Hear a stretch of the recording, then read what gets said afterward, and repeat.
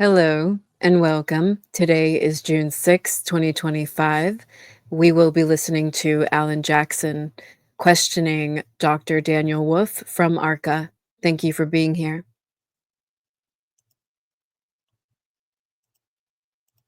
Of course, Your Honor. Dr. Wolf, could you please state your entire name and spell your last name for the jurors, please? Daniel Michael Wolf, last name spelled W-O-L-F-E. May I inquire, Your Honor? Yes. Dr. Wolf, what do you do for a living, sir? I am the director of accident reconstruction at a company known as ARCCA, A-R-C-C-A. And I'm going to start right off the bat. Get really comfortable with that microphone. It's adjustable. Pull it right close to the area of your chin. It's really loud in here. Okay. Dr. Wolf, you said you work for ARCCA, A-R-C-C-A. What is ARCCA? ARCCA is a forensic engineering consulting firm. We have a variety of disciplines: accident reconstruction, which is the group I'm a part of, biomechanics, failure analysis, and crashworthiness. And you said that your title again, one more time? The director of the accident reconstruction team. And what sort of contracts does ARCCA normally engage in routinely? So in addition to our forensic consulting work, we have, going back in time, we've dealt with doing contracts with the Department of Defense, where we designed energy-absorbing seats for MRAP vehicles, mine-resistant armored protective vehicles, where these vehicles were going over explosive devices, and the energy from those explosions was going through the vehicle into the occupant. So ARCCA designed energy-absorbing seats to help mitigate the injuries in that type of in those types of incidents. We also do work for the National Hockey League. I myself am part of that work. It has to do with scanning and analyzing player pads, but we certainly do impact testing and help set guidelines for player safety. With regard to those MRAP vehicles. And guys, as I've discussed in previous videos, I used to work in the Department of Transportation. I was a road supervisor as well as a CDL trainer and instructor, and some of the training and some of the certificates I currently have are from the Department of Transportation. Some of those are from the NTSB, and some of the curriculum in those training courses regarded ARCCA. They pertained to ARCCA. ARCCA was part of the curriculum. So I know ARCCA personally. I know the curriculum personally. Of course, I don't know everything ARCCA does, but I have direct experience with ARCCA, and so do many government agencies. They are well established. There's a reason that ARCCA is one of the leaders in the industry. Was that contract for the Department of Defense for the United States government? Yes, sir. For the military? Correct. Is ARCCA both nationally and internationally recognized as a leader in accident reconstruction? Yes. Sustained. Does ARCCA have a reputation, or let me ask it this way, does ARCCA entertain or engage both domestic and international contracts and clientele? Yes. As the director of accident reconstruction, do you specialize in anything other than just accident reconstruction, anything having to do with human factors? Yes. So my other specialties in addition to accident reconstruction are lighting and human factors. What is, give us a 25-word overview of human factors. What is that?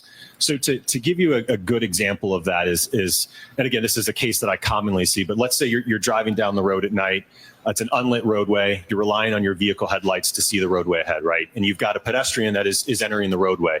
And you want to have an understanding based upon the lighting conditions, how much sky illumination there is, their clothing, right? When would a driver recognize that individual on the roadway?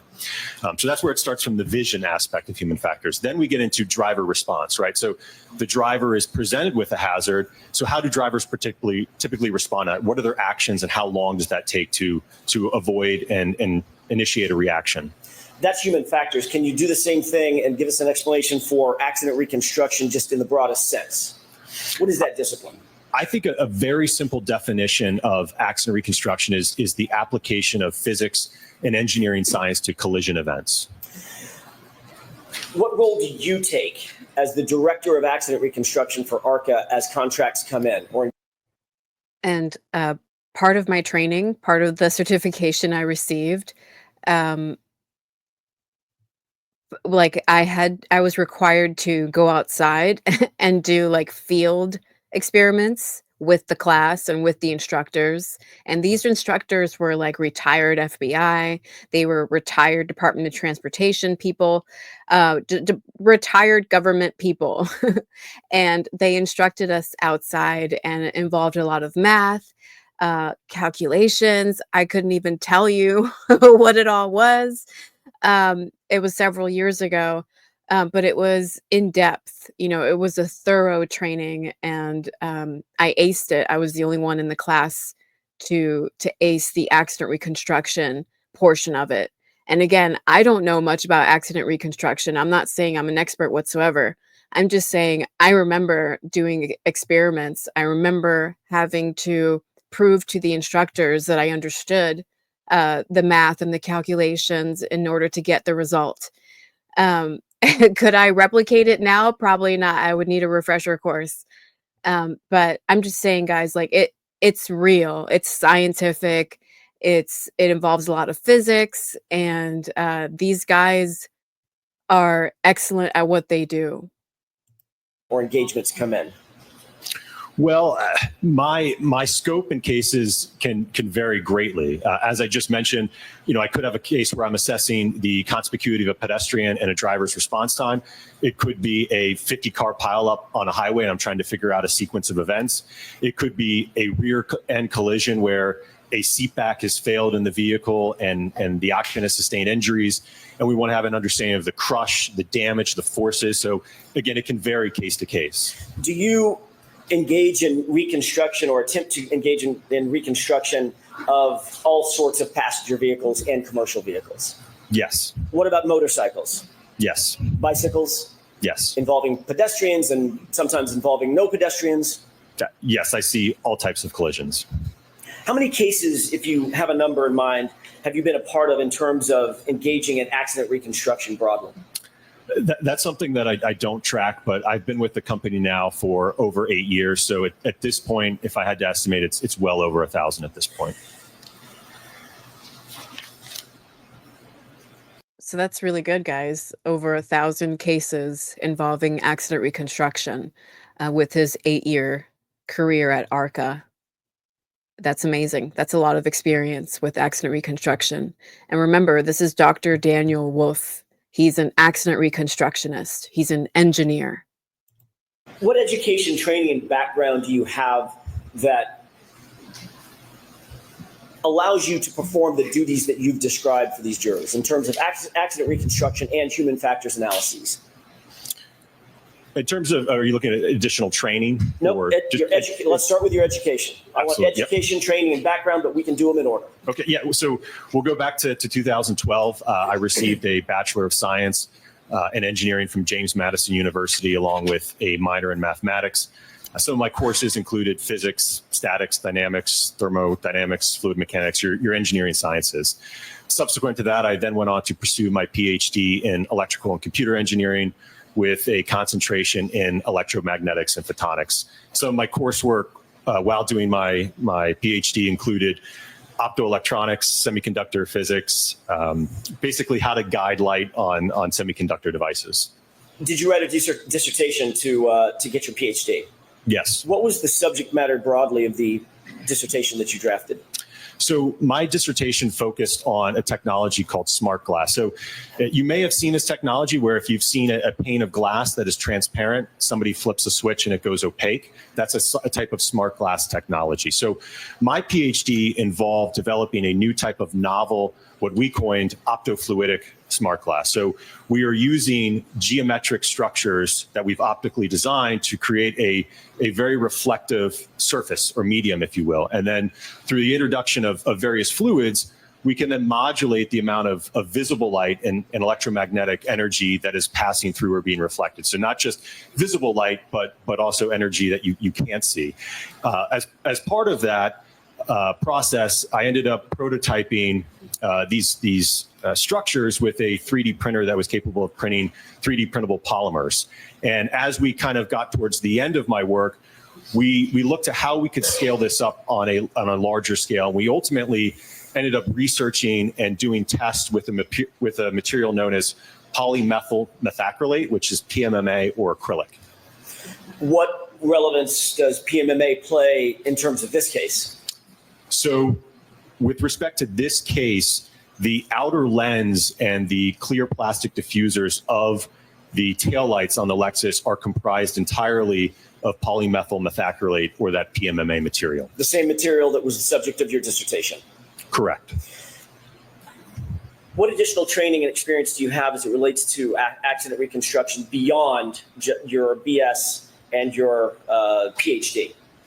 So certainly the 8 years of work that I've had at ARCCA has certainly trained and taught me a lot over the last 8 years. Like I said, I've seen hundreds of collisions, all different types of accidents. But in addition to that, I've continued to take courses through Northwestern University in crash reconstruction, human factors and lighting, heavy vehicle forensics, heavy vehicle EDR downloads, Bosch data retrieval and black box downloads, photogrammetry. So a number of continuing education. So notice everything he's discussed so far. He's rather qualified, but notice he's rather qualified in the engineering aspect, in the accident reconstruction aspect. That's his specialty. That's his passion. That's clearly where he excelled, to the extent that he is now the director of the accident reconstruction department at ARCCA. This guy has proven himself. Are you accredited as a traffic accident reconstructionist? Yes. By whom? An organization known as ACTAR. Is that a nationally recognized organization? Yes, sir. What does that stand for, ACTAR? Some of my instructors at the courses I had to take for the Department of Transportation, some of those instructors were also certified in ACTA. The Accreditation Commission for Traffic Accident Reconstructionists. Are you trained in photogrammetry? Yes. What is photogrammetry generally? So photogrammetry is the science of extracting and measuring information in a photograph. So you don't actually have to physically inspect something to be able to get information about its measurements or where things are spatially. You can do that from a photograph alone. Is that an accepted methodology in the field of accident reconstruction, to use photographs and or videos without actually having been at the scene during the course of the crash? Absolutely. It's very common. You mentioned Bosch. What is the Bosch crash data retrieval analysis? What is that generally? So generally, most modern vehicles on the roadway now have what's called an airbag control module, or more commonly known as a black box, which can contain crash-specific data in a collision. Are you a member of any professional societies? Yes. Can you describe those for us, please? So I'm a member of the Society of Automotive Engineers, the National Association for Professional Accident Reconstruction Specialists, the Illuminating Engineering Society, and the Optical Society of America. Is it fair to say that you've authored a number of peer-reviewed papers in the field of physics and or accident reconstruction? Yes. Can you describe that for us? So my most recent publication in the field of accident reconstruction deals with vehicle control history records. Publications prior to that were focused primarily on my dissertation PhD work. I think you testified that you have dealt with probably over 1,000 different types of cases. Are you able to estimate, of those 1,000 different types of cases dealing with accident reconstruction, how many of those, or what percentage of those, have involved pedestrians? I don't know if I can give a percentage. I would certainly say it's the majority of my casework. As I mentioned earlier, given one of my specialties being in human factors and lighting, there's a direct correlation between time of day and pedestrian collisions. We certainly see a rise as sky illumination drops and the illumination levels go down. We're having to rely on artificial light sources. So given that occurrence happens in nighttime hours and low illumination, like I said, I certainly see many pedestrian accidents. What types of pedestrian impacts have you been involved with in terms of your analysis or evaluations? All different types, everything from pedestrians being run over, running into the side of vehicles, being hit by the front of a vehicle backing up in a parking lot into a pedestrian. So I've seen it from all sides of a vehicle. What is kinematics? Can you describe that or explain that phrase or term? I think a simple definition would just be the motion of. Have you done any testing as it relates to kinematics and the interaction between pedestrians and motor vehicles? Yes. How many times have you engaged in such an analysis? Numerous times. We frequently and routinely do testing at ARCCA. You mentioned ARCCA has several different disciplines within it. What are some of those different disciplines in addition to accident reconstruction? So as I mentioned, we have biomechanics and crashworthiness, and there's a few others. And I will note that it's very common in our casework that we will work together as a team. So to give you an example of that, I mentioned earlier about, that rear end collision, right? So let's just say we have a rear end crash and there's crush and there's damage to the rear of the vehicle, and the seat back failed, which caused the driver to ramp up in the seat and ultimately hit their head on something and sustain an injury. So I myself, as a reconstructionist, will analyze the forces, the speeds, and the severity of the crash. The biomechanist will evaluate the mechanism for the injury based upon those crash forces. And the crashworthiness expert may analyze, okay, is there a better or stronger seat that may have held up in this crash? Is it normal for you, as the director of accident reconstruction at ARCCA, to work with others in the other disciplines that are housed under the umbrella of ARCCA? Absolutely, yes. Is that a normal process for you? Very common, yes. As a matter of fact, it probably would be uncommon if you didn't do that, correct? Depending on the kind of case, but yes, certainly wouldn't be uncommon. Tell me about the testing that you've undertaken to determine forces that are at play in a given accident or an impact. Okay. So to give you a simple example of it is, let's just say we have a sideswipe type collision where two vehicles sideswipe each other and a front bumper gets torn off or deflected, essentially, and there's some deformation to it, right? We can do testing at ARCCA to determine how much force does it take to bend that material so that we get the deformation that we have. That would be a good example. Is there a specific type of testing, or is there varied types of testing that you've done? And just like in the first trial, if you guys watched the first trial, I hope you did. If you didn't, please go watch it. Just like in the first trial, Dr. Daniel Wolf is contained. He is matter of fact. He's not trying to bolster himself or embellish anything. He's just very matter of fact, to the point. This is what I do.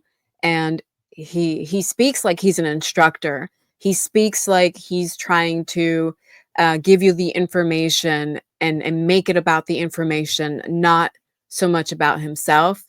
And that's such a huge contrast from Dr. Judson Welcher.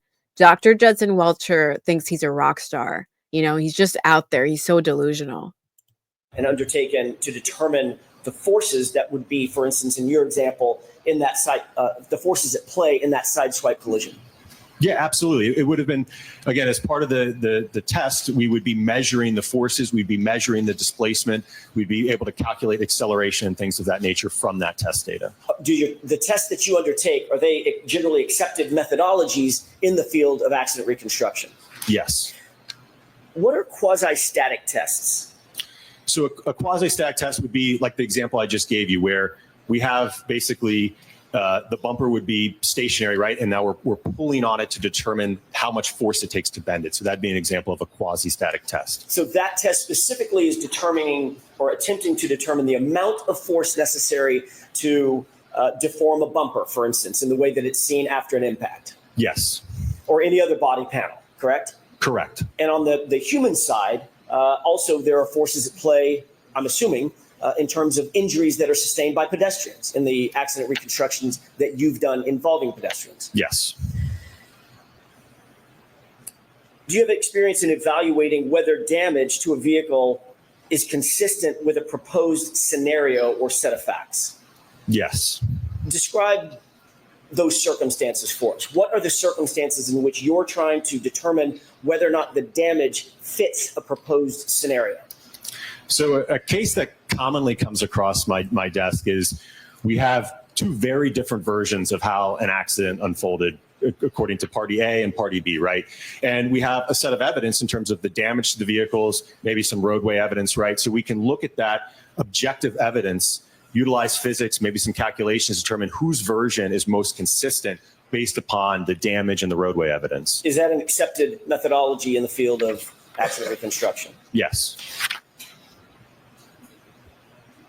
In other cases in which you've undertaken such a an engagement to determine whether or not the physics or the physical evidence matches a particular scenario or is inconsistent with that scenario, have you been able to ultimately reach conclusions and opinions to a reasonable degree of scientific certainty in those cases? Yes. Is that normally what you're seeking, to ultimately come to an opinion or a conclusion about those scenarios or circumstances? Yes. Are your opinions and conclusions based on your education, your training, the background and experience that you've explained to the jurors? Yes. Is it also in furtherance of the scientific methodologies that you employ in order to come to those opinions and conclusions?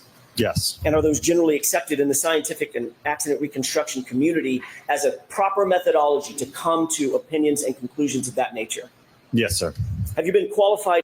Excellent questions from Alan Jackson. A lot of them are leading, to be honest, but excellent questions. And it's really providing the jury the full spectrum of Dr. Wolf's experience, his qualifications, and how serious all of this really is, and how legitimate all of this really is. It's accepted in the scientific community, in the engineering community, in the accident reconstruction community. Again, guys, multiple government agencies rely on ARCCA.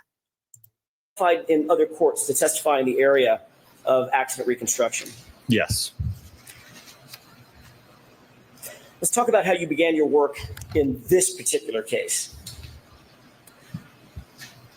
When you were initially retained in connection with this case, were you hired by the defense? No. Did you know who we were? Sustained. Your Honor, may we approach? Yeah, you can ask it differently, Mr. Jackson. Sure.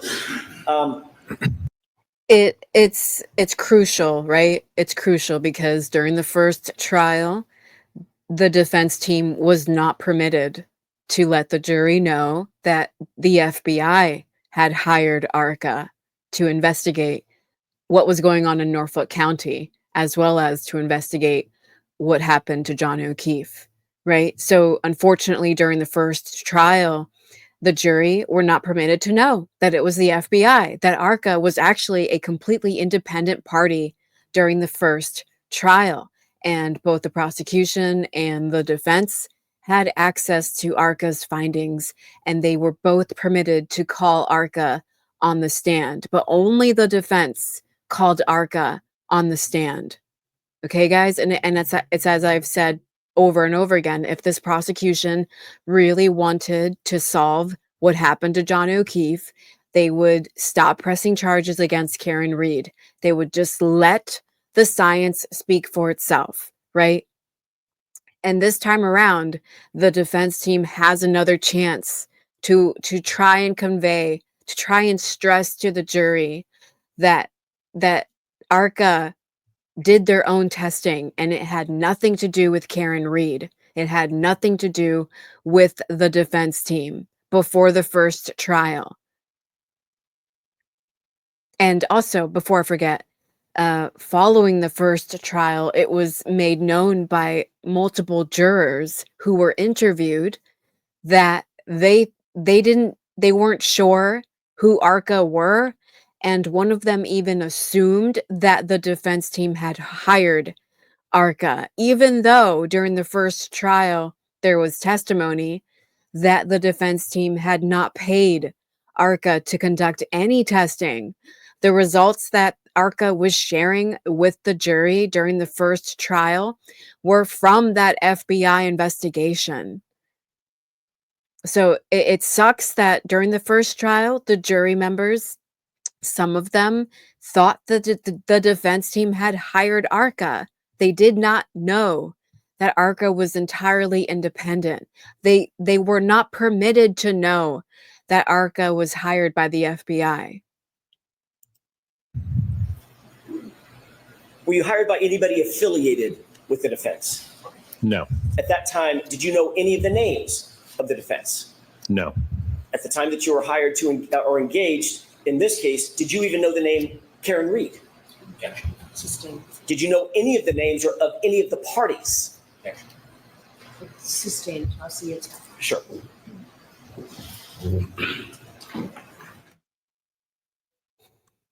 Yeah, there isn't anything wrong with that question. It's like, yeah, maybe asking if you knew Karen Reed, maybe he needed more foundation for that question.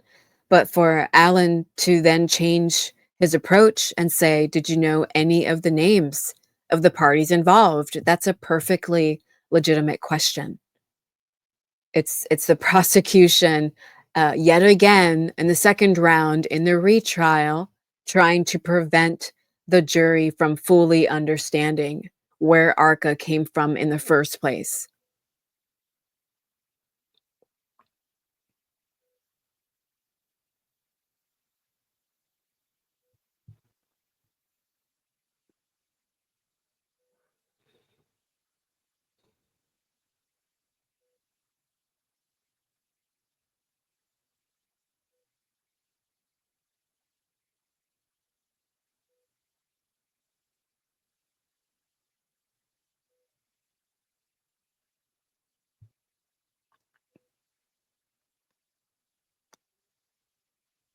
I always feel bad seeing Karen Reed's parents,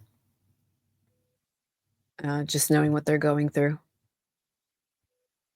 I would not want to be in that position. And I wouldn't wish it on my worst enemy either. I would not wish any of this on my worst enemy, even on the McCabe's and the Alberts. I wouldn't wish this on any of them. Get what they deserve. We all do. The McCabe's and the Alberts, they will reap what they sow.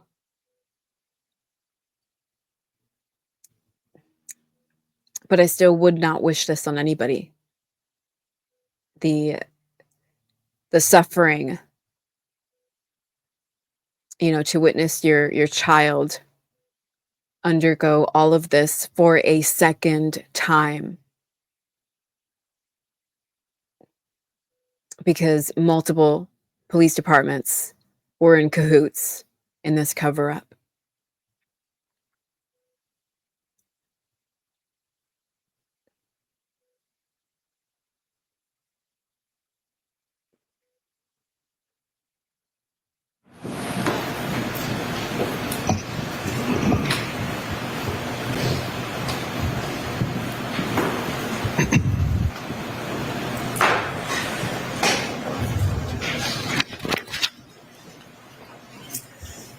When you were initially hired to look at the facts and circumstances of this case, did you do so independently?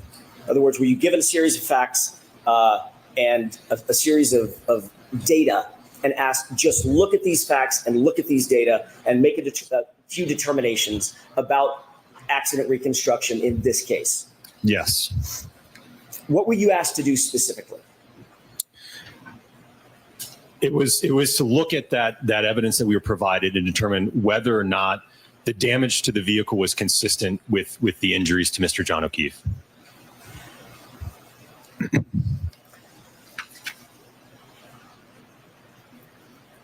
At the time that you were asked to engage in this independent analysis, were you provided information or data? Yes.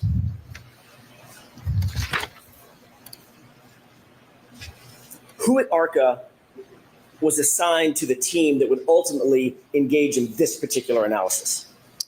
It was myself, Dr. Andrew Rentschler, and Scott Klein.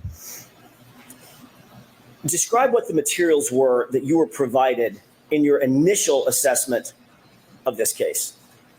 Could I refer to my report? With the court's permission.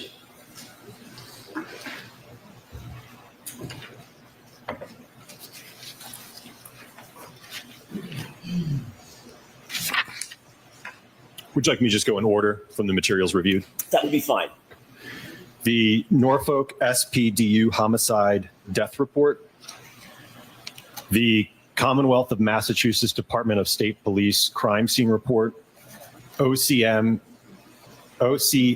dispatch removal report, photographs of the incident location, videos of the incident location, photographs of the 2021 Lexus LX 570, photographs of recovered evidence, crash data retrieval report from the 2021 Lexus LX570, report of autopsy photographs, and there was a few other items there, but those were generated internally. There were about 14 things that were listed in terms of categories of information that you were provided, or ARCCA was provided. Is that right? A little less than that, because some of those, like I said, were internally generated, but yes. Why were you provided that data? What's the reason why it's important for you to get certain data as you begin your analysis? Well, we wanted to have an understanding of, or ultimately the entity that retained us wanted to have an understanding of what, I guess, the evidence that we would need to reconstruct this. It's like it's just like wishful thinking that I wish it would just slip out of his mouth, you know? I wish instead of saying the entity that hired us, I wish he would just be like the FBI. I mean the entity. Would it be a mistrial? Probably not. Did you get enough information to engage in a fulsome analysis, an accident reconstruction, in terms of the initial request by the entity that hired you? Yes. In terms of our scope, yes, we had sufficient information.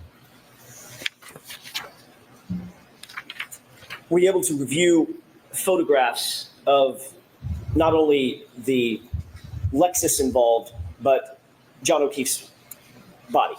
Yes. Did you use those photographs in furtherance of your analysis? Yes. Did you use the reports detailing scenarios or possible scenarios in furtherance of your analysis? From what I recall, I don't believe any of the reports indicated any type of theory or understanding of how the accident occurred. Were you asked to determine whether or not certain scenarios could be possible? I don't recall them giving us any scenarios to evaluate. They essentially left it in our hands. Here's the evidence. What do you think happened? That was an open question, correct? Correct. All right. Did you engage in an analysis that basically allowed you to think of any scenario? I think that's fair, yes. In your initial analysis, did you note damage to the vehicle? Yes. Describe the damage. Let's start with the vehicle. Describe the damage that you noted in furtherance of your analysis.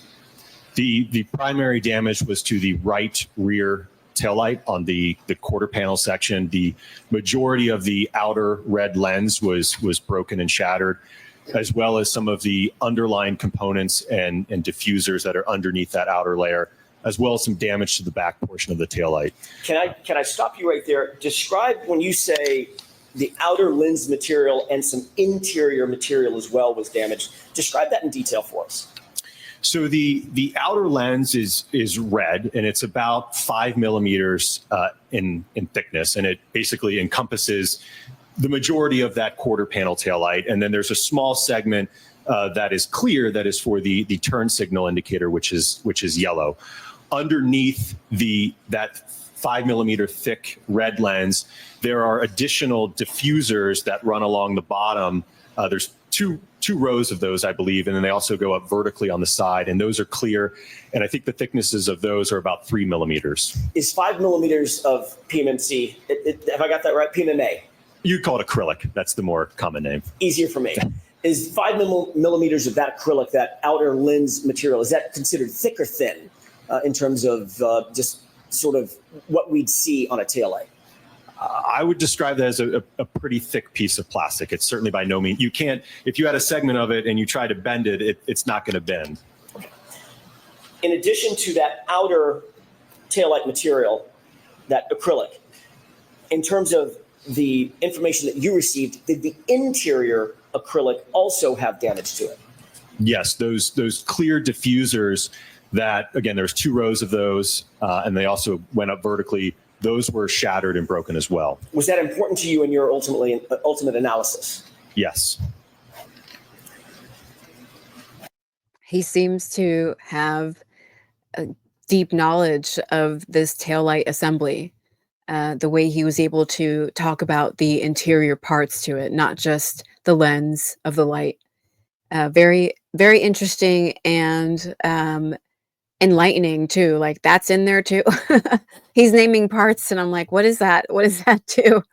It's pretty neat. And again, guys, he's just giving you the information. He's not trying to promote himself. He's not trying to, fluff his feathers and appear right like Dr. Judson Welcher. Again, like he was so into himself. It was so disgusting. And in contrast, Dr. Daniel Wolf is just, here's the information. Here's the information. This is what we did. It's just very matter of fact. Did you note any superficial scratches or dents anywhere on the tailgate area or the liftgate area? Yes, there was a dent and some paint chips, if you will, above the liftgate taillight assembly. So again, that next to that quarter panel taillight, there's another assembly that is on the liftgate, and there was a small dent and some paint chips at that area. There was also on the wraparound section of the bumper cover, as it's going from the rear to the right side, there were some superficial scrapes in that area. Did you note any other damage or deformation to the Lexus? Deformation in the the liftgate, the bumper, anything like that? No. Is it common in a vehicle-pedestrian collision that there is some sort of bumper deformation that's associated with a vehicle-pedestrian incident? That can certainly occur if a pedestrian is in an normal upright position. You can certainly get displacement of the bumper. Did you see any displacement or panel deformation on the Lexus? No. Is it more common that there's panel displacement or deformation if the collision is above, say, 10 or 15 miles an hour? Yes. During your review of all the investigative materials, did you note any items of evidence that were recovered or claimed to have been recovered on the bumper itself? I recall there were 2 or 3 apparent glass fragments. What's the significance of that? Let me ask it differently. Is there any glass in the taillight assembly?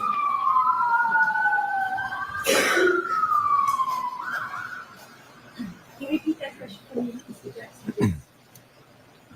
May I ask that again? Yes. Is there any glass in the taillight assembly? No. Was there any shattered glass anywhere on the Lexus? Meaning panes of glass, the back window, quarter panel windows, anything like that? No.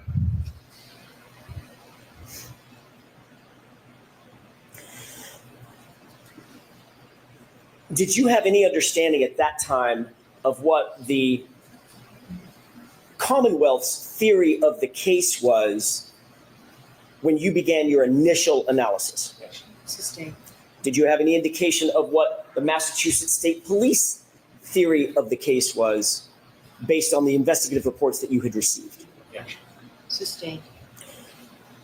Did you perform an accident reconstruction analysis to determine whether or not the damage to the Lexus, that taillight housing material, was consistent with an interaction with a pedestrian? Yes. Specifically, did you perform an accident reconstruction to determine whether the damage to the Lexus was consistent with an interaction with John O'Keefe based on the injuries that you were aware of? Yes. Did you evaluate whether the investigative theories regarding, let me ask it a different way. Did you consider the possibility of Mr. O'Keefe's head striking the taillight? Yes. Did you consider the possibility of Mr. O'Keefe's arm striking the taillight? Yes. Did you entertain the possibility that Mr. O'Keefe's center of mass, his body, struck the taillight? Yes.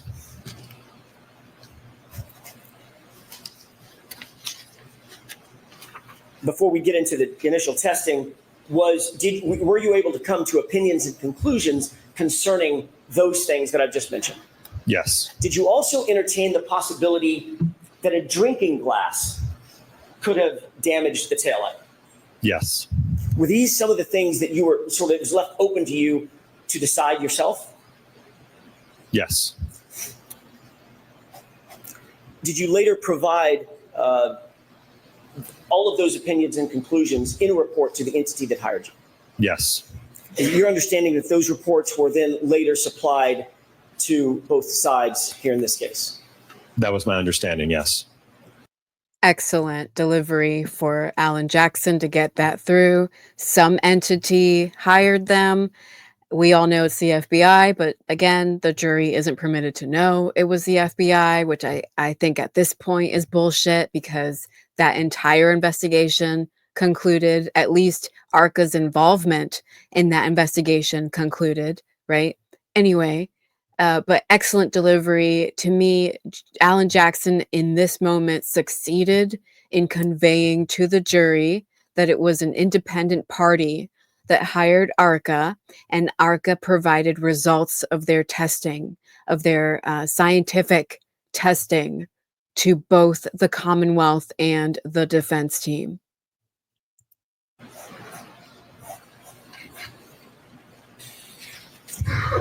And that's a success, guys, this time around, because hopefully, right? Hopefully the jury members are paying attention. Hopefully they are in their notebooks writing this stuff down. Who is the independent party, right? And what did the Commonwealth do with that, with the results? What did the defense team do with the results, right? Again, they both had access to the results.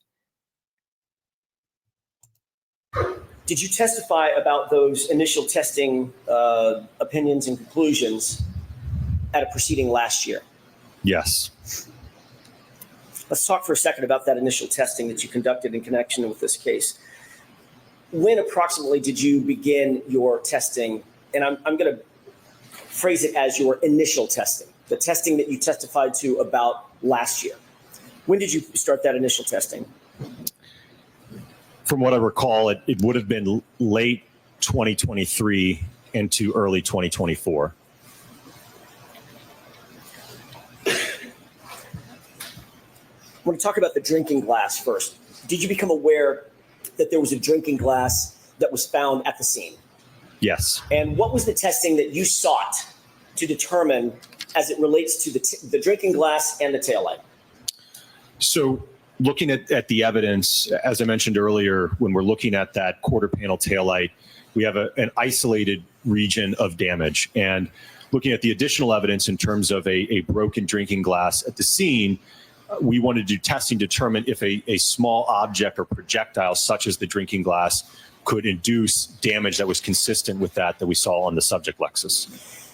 Were you able to reach an opinion and or conclusion as it relates to whether or not there is a possibility that the drinking glass or a drinking glass could cause the type of damage that you saw on the Lexus? Yes. Given everything else in your investigation, are you concluding that the glass was responsible for the taillight damage? No. However, you did seek to determine whether it was possible, correct? Okay. Sustained. I'll ask it a different way, Your Honor. What testing did you do, did you undertake in furtherance of that specific, answering that specific question? Could the glass damage the taillight? Right. So we designed a pressurized cannon that was capable of firing the drinking glass into the taillight at various speeds. We aimed for speeds of 30 and 40 miles an hour. Our achieved speeds were at 31 and 37 miles per hour. And we found that in the 37 mile an hour impact, and again, this is to emulate or simulate an individual throwing a drinking glass. The purpose of the cannon, if you will, was to be able to hone in on a speed precisely and obviously aim for that target. So it would just serve as a means of getting that projectile to the taillight in a means that we could measure it. And what we observed in the 37 mile an hour test is that we got damage that was generally consistent with that of the subject taillight, and that there was a large portion of the outer lens that was shattered and fractured, as well as the underlying clear plastic diffusers and chrome piece. Again, guys, this is his passion. This accident reconstruction is his passion.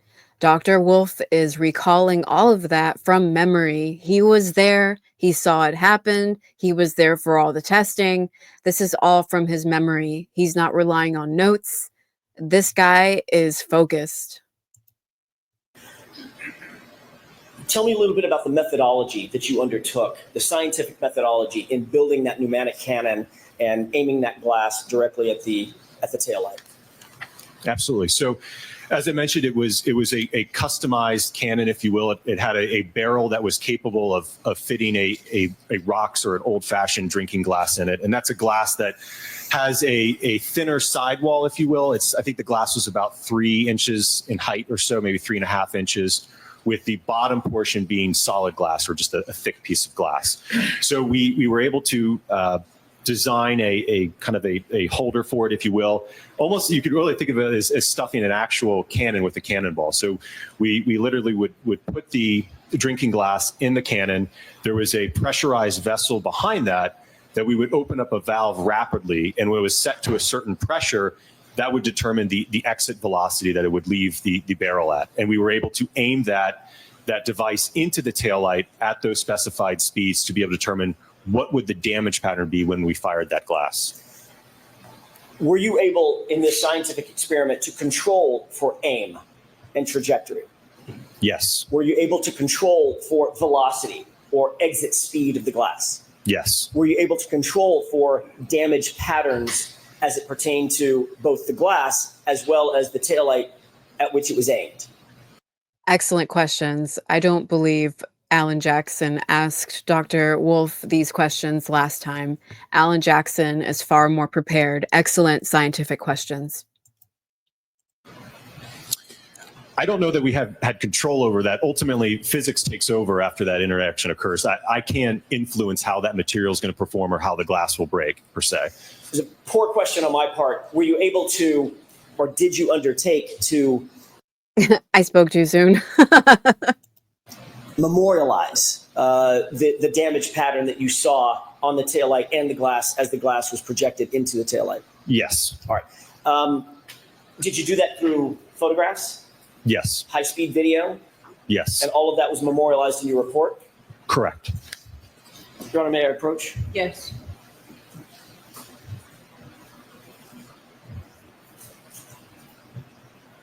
I'm handing you 2 photographs, or 2 8.5 by 11 documents that contain 2 photographs each. Can you take a look at those 2 documents and tell me if you recognize those? Yes. Does one represent, you mentioned that one of the tests that you performed was at 37 miles an hour, correct? Correct. Did you mention the speed at which, or the velocity at which the other test was done? If I didn't, it was 31 miles per hour. All right, so 31 and 37. Do you see those 2 documents in front of you? Yes. Does one of them represent the 31 mile an hour test and the photographs associated with that? And an extracted frame from the high speed, yes. Okay, and does the other one represent the other test, the 37 mile an hour test? Yes. If we could take those one at a time. May I approach one more time? Okay.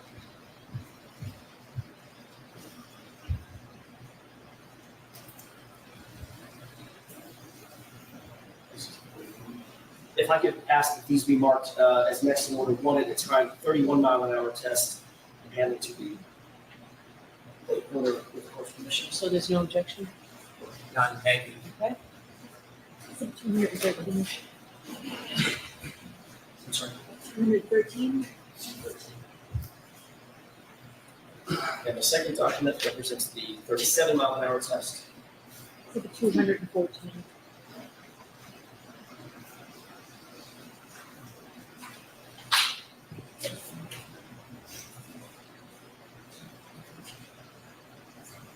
Course permission, I'd like to exhibit 213. I'm sorry, present exhibit 213. Okay.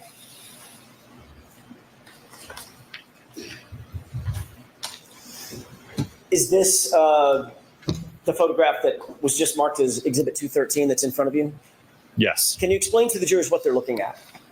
So on the left part, you are looking at a frame from the high-speed video just after the contact with the taillight. On the right, you're looking at the post-damage to the taillight after the glass had been fired into it. And if we could look at the next exhibit with the course permission. Okay. And what are we looking at here? Same thing on the left. Again, this is the 37 mile an hour test. The glass striking just in the area where the bottom of the turn signal indicator is, so right where it meets the red portion of the lens and the clear portion of the lens. That's about where the impact point was. You could see that a large portion of the outer red assembly, lens cover is missing and fractured. The clear portion of the part of the outer lens to the turn signal indicator is also fractured, as well as the underlying clear diffusers in that assembly. Would your testing in both of these scenarios, the 31 mile an hour test and the 37 mile an hour test, represent an accepted methodology for controlling for aim, velocity, impact site, and those issues, if you will, as it relates to testing of this sort? Yes, we were able to control those variables. And is that an accepted methodology in the area or the field of accident reconstruction? Absolutely, yes. When you finished your testing, were you able to make a determination as to whether or not either one of these velocities, the 31 mile an hour velocity or the 37 mile an hour velocity, were consistent with the damage that you saw on the subject Lexus, which is the 2021 Lexus belonging to Ms. Reed?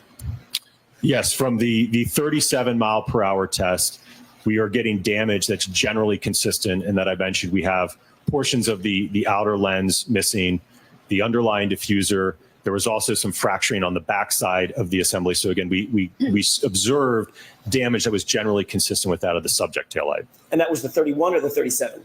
The 37. The 37. What about the 31? Didn't have enough energy to create that damage. So were you able to conclude, in your opinion, whether or not the velocity of that glass hitting the taillight would have to be somewhere in the vicinity of 37 miles an hour, well above 30 miles an hour? Well above, and it certainly could have been above 40 miles per hour per se. I mean, we may have actually blown out more of the outer lens had the speed increased. Did you have any information in the data or documents that you reviewed associated with this case, for instance, that John O'Keefe had a pneumatic cannon with him out there? No. Okay.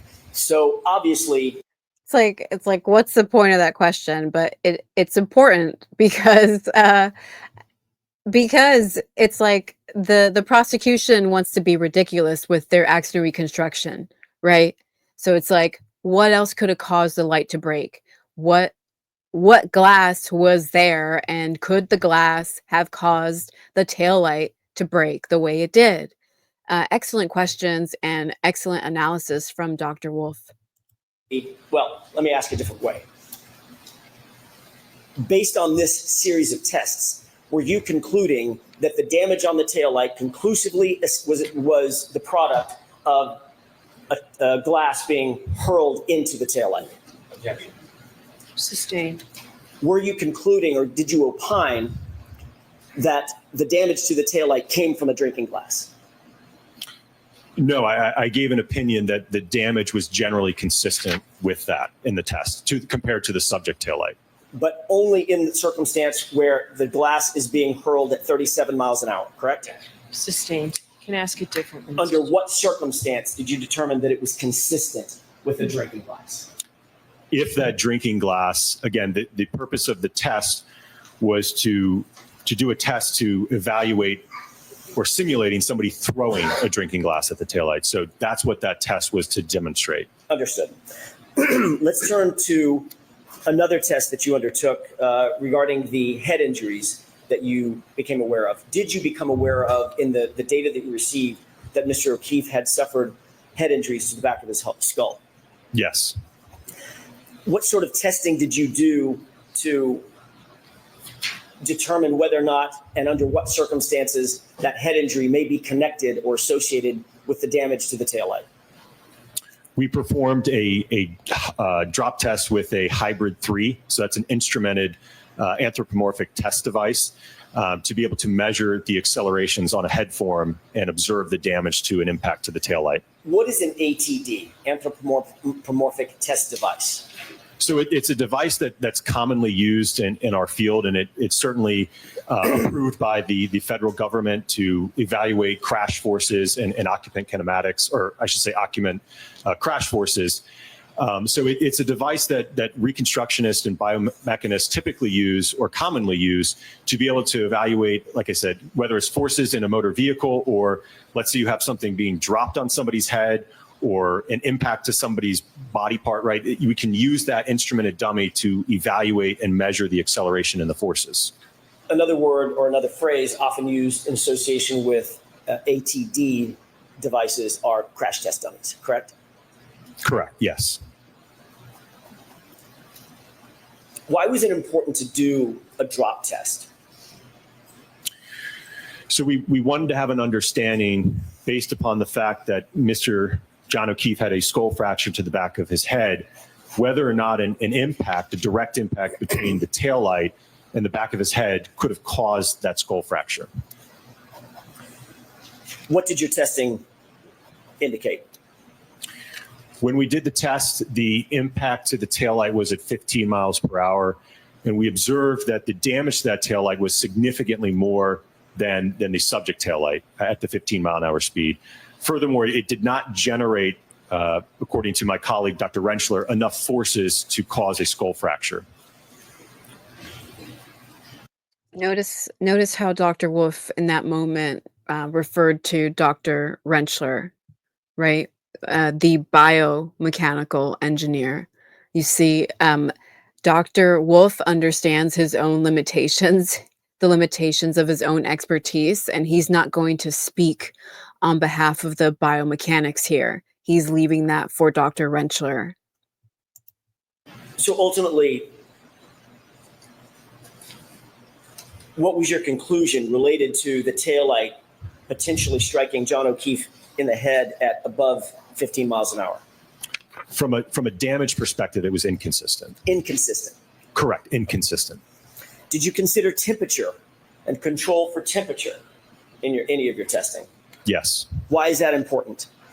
Well, that will affect how that, we've talked a lot about that acrylic material of the lens. That will certainly affect how it fractures. So we absolutely controlled the temperature during these tests. How did you control for temperature? So we had them sit overnight in chest freezers to get them to the desired temperature, which for our original set of testing was at 28 degrees Fahrenheit. We then rapidly moved them to our test fixture, and then they were fired almost immediately after that. And when you're talking about them, you're talking about exemplar taillights.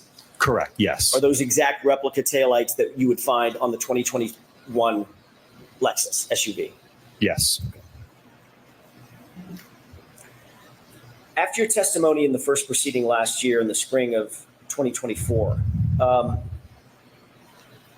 were you ultimately contacted by the defense in this case? Yes. When were you contacted by the defense? I know that I had reached out to you, I believe it was in February of this year, because I think I saw some things in the media and was just wondering what was going on. Sustained. Just when? Just a date, Dr. Wolf? I don't know if I could give a specific date. If I had to estimate, sometime in February or March, probably. Were you still under contract with the other entity that hired you? Sustained. At some point, you and I spoke, correct? Correct. And that was, you believe it was February of 2025? Yes. Had we spoken at all between the end of your testimony at the proceeding last year and February of 2025? And if you guys don't know what Dr. Wolf was referring to when he contacted the defense in February of 2025, the trolls and the haters, very likely Michael Morrissey and his minions, reached out to Dr. Wolf and his wife on social media. They were essentially harassing them on social media and giving them a lot of shit for Dr. Wolf's involvement and the involvement in the voir dire. Remember when Hank Brennan abused Dr. Wolf, much like Hank Brennan abused Dr. Marie Russell, and all of that. His wife, unfortunately, Dr. Wolf and his wife received a lot of backlash. Just for the science that Dr. Wolf provided. Like, what world are we living in? He's a scientist. He's a director in his field, and he works at ARCCA. And like I said in a past video, guys, if you are an accident reconstructionist and a biomechanical engineer and you are working at ARCCA, you don't have to worry about working for anybody else. ARCCA is the top. Is the big leagues. All right. Legitimate people work at ARCCA. People who know what they're doing work at ARCCA. It is so unfair for the haters, for people like Michael Morrissey and Jennifer McCabe, people of that vein, of that flock, to abuse Dr. Wolf and his wife on social media. They have no right to do that when all he's doing is sharing the science that he conducted on behalf of the FBI. No, that was the first time. Did I ask you anything about retaining you? Not at that time, no. At some point subsequent to that initial discussion in February of 2025, did we have another discussion about the potential of retaining you? Yes. Tell me about that. When was that? From what I recall, it was sometime in March, and we were trying to figure out. Sustained. Next question, please. Did I ask you if you are available to be retained by the defense? Sustained. May we approach? Okay.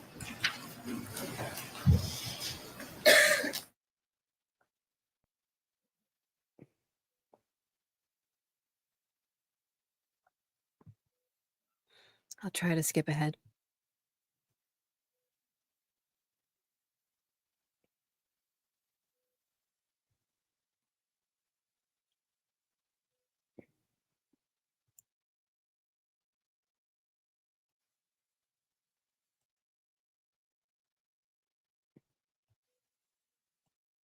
Undertake in terms.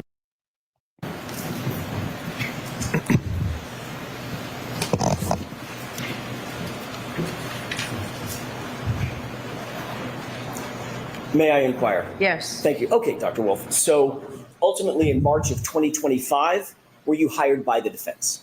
Yes. Okay.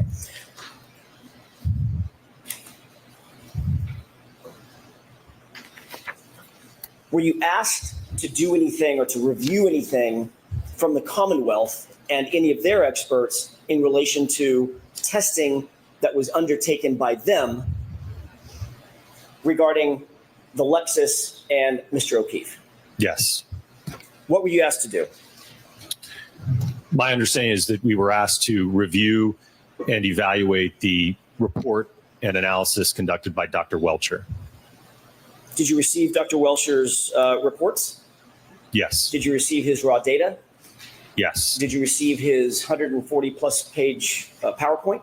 Yes. And did you undertake a review of that, all of that data, in order to evaluate that data?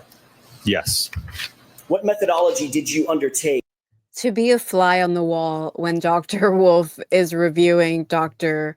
Welcher's bullshit, right? 140-page bullshit and so-called data. It's like, I almost wonder if that in that moment when Alan Jackson is questioning Dr. Wolf, if Dr. Wolf himself is like, yeah, so-called data, so-called demonstration.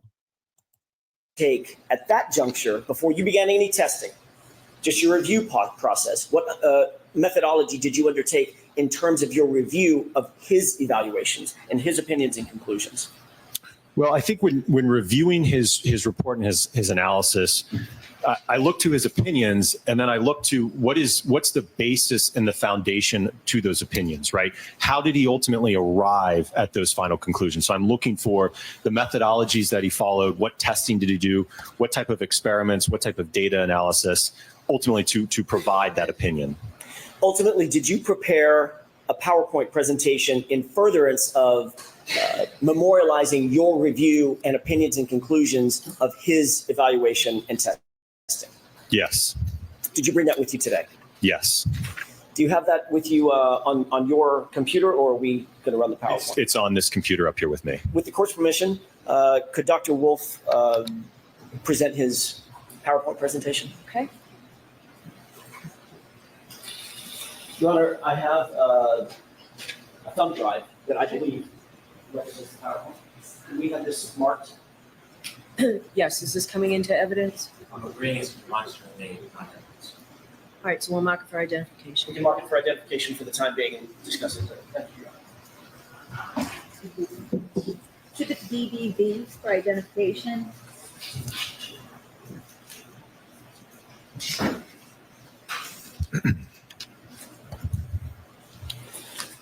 May I proceed, Your Honor? Yes. Dr. Wolf, do you see what's displayed or presented up on the TV screen? Yes. All right. Do you have with you, by the way, just a matter of housekeeping, something called a spotlight? Yes. Something that can do whatever spotlight that. Yep. Okay. Yes. I may ask you to employ that, or I may take it from you at some point as we're discussing this. Do you recognize what's on the screen? Yes. What is this? This is my PowerPoint with just the first page, the title. If we can move to the next slide, please. Describe what we're looking at in this slide. This is from Dr. Welcher's PowerPoint presentation, slide 121, in which he's indicating that there are lacerations on John O'Keefe's right arm and forearm. And he's indicating in this slide that the location and orientation of the lacerations on John O'Keefe's right forearm and arm are consistent with the geometry and orientation of the right rear taillight of the Reed 2021 Lexus LX 570. In coming to your opinions and conclusions, and I know this is a mouthful, did you consider the opinions and conclusions of Dr. Welcher in conducting your analysis and your ultimate testing? Yes. Did you rely on Dr. Welcher's report and his PowerPoint in reaching your conclusions and opinions ultimately in this case? I don't know that I relied on it. Certainly, I utilized them to have an understanding of. Oh, yeah. Like, why would Dr. Wolf need to rely on Dr. Welcher's so-called work? I love that response. Of what his basis was for his opinion and what his opinion was. Ultimately, at ARCCA, we did our own independent testing to evaluate that. So just to be clear, I'm not asking Dr. Wolf if you agreed with his opinions and conclusions. I'm simply asking, did you rely on those in order to come to your opinions and conclusions? Did you incorporate them? Sustained is to. Did you agree ultimately with Dr. Welcher's opinions and conclusions? Sustained. You certainly were aware of what his opinions and conclusions were, correct? The form, Mr. Jackson, on that one. Were you aware of Dr. Welcher's opinions and conclusions? Yes. Are some of those opinions and conclusions represented in your PowerPoint? Yes. Are some of them represented on this slide in your PowerPoint? Yes. You indicated that this slide indicates that the location and orientation of the lacerations on John O'Keefe's right forearm and arms are consistent with the geometry and orientation of the right rear taillight, correct? Correct. Are the injuries to John O'Keefe's arm lacerations? That would be an opinion from my colleague, Dr. Rentra. Have you ever heard the phrase abrasion? Yes. In your opinion, are the injuries to John O'Keefe's right arm better described as lacerations or abrasions? I don't have an opinion on that. Okay. Again, guys, such a huge contrast from Dr. Welcher. Again, Dr. Wolf knows his own limitations. He's not going to pretend he knows. He's not going to embellish his expertise like Dr. Welcher did. Dr. Welcher exaggerated how much he could tell you. He basically acted as everything in one, like a one-man band. I can do accident reconstruction. I can do biomechanical engineering. He was just totally full of shit, right? Especially, it's like, well, why aren't you at ARCCA, Dr. Welcher, if you're that good? Why aren't you at ARCCA? Why aren't you at a leader in the industry? You're at Aperture, right? You're working alongside Shannon Burgess, such low fucking standards there. But again, guys, huge contrast. that Dr. Wolf has integrity. He's like, I'm only going to tell you what I know. I'm only going to tell you what my experience can tell you. I'm not going to pretend to know. But if you guys have been following me long enough, you know that I went over the difference between abrasions and lacerations, and there is a difference. They actually have different definitions. I know that in this trial, Dr. Marie Russell used those terms interchangeably, abrasions and lacerations. There is a difference. Abrasions are small cuts. They are not even small cuts. It's more like a rash, like a scraping of the skin, whereas lacerations are actual cuts into the skin. John O'Keefe did not have abrasions. He had lacerations. I made this very clear. I showed you all the definitions and I showed you examples of lacerations.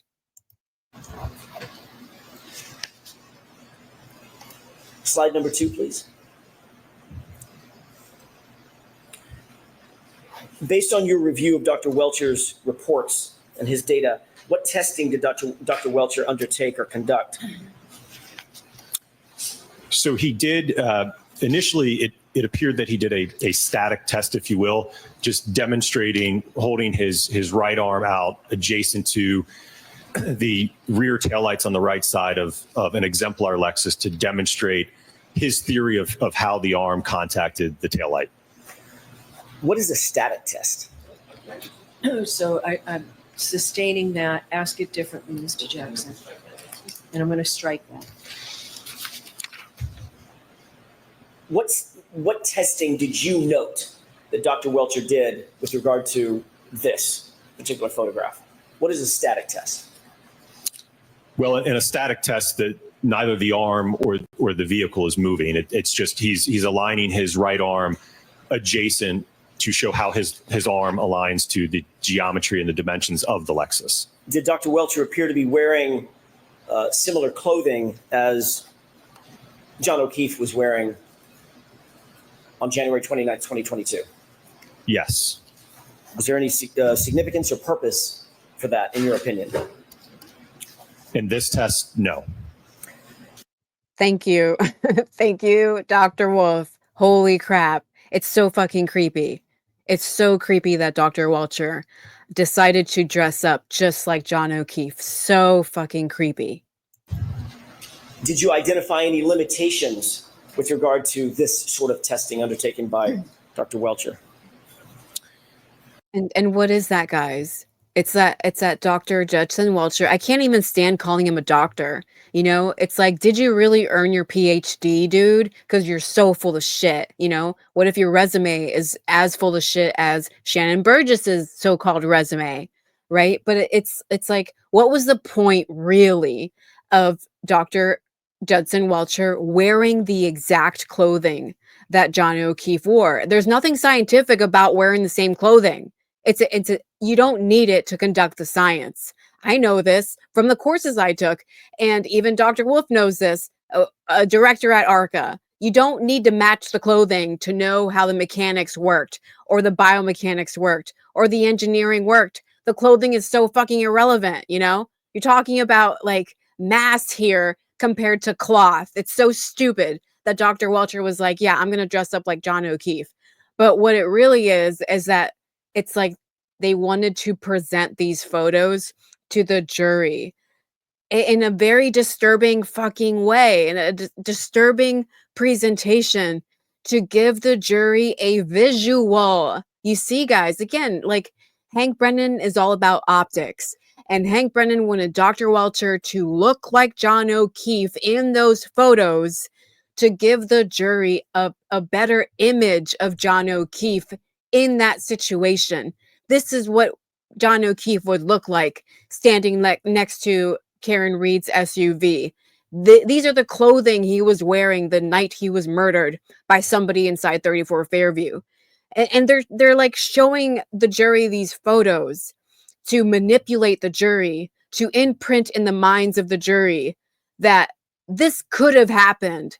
This is possible. Look at Dr. Welcher wearing the clothing. It may as well be John O'Keefe. Such disgusting bullshit from this prosecution and from Dr. Welcher. Again, can't even stand calling him doctor. To me, he's not owed the respect.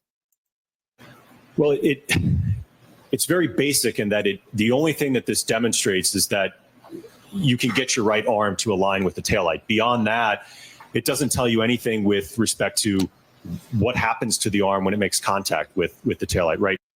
Preach. Preach, Dr. Wolf. It doesn't make a damn difference, the stupid ass testing.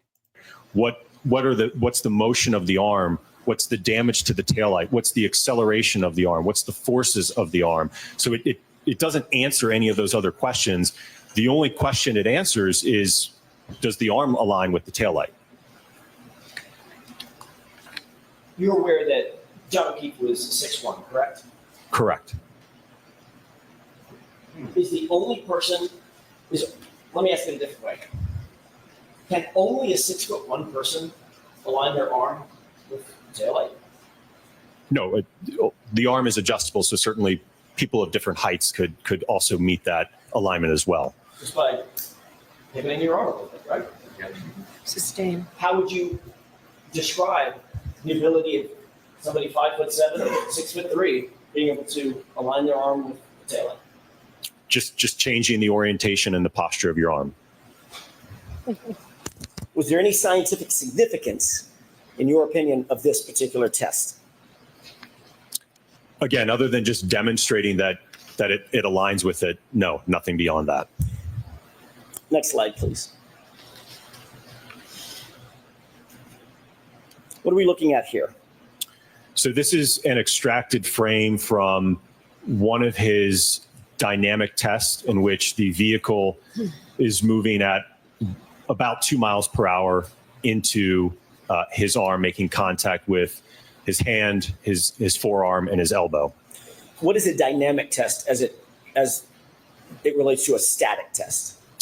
So that's when something's in motion, and in this instance, it's the Lexus moving at about 2 miles per hour into his arm. Did Dr. Welcher explain what the purpose of this test was?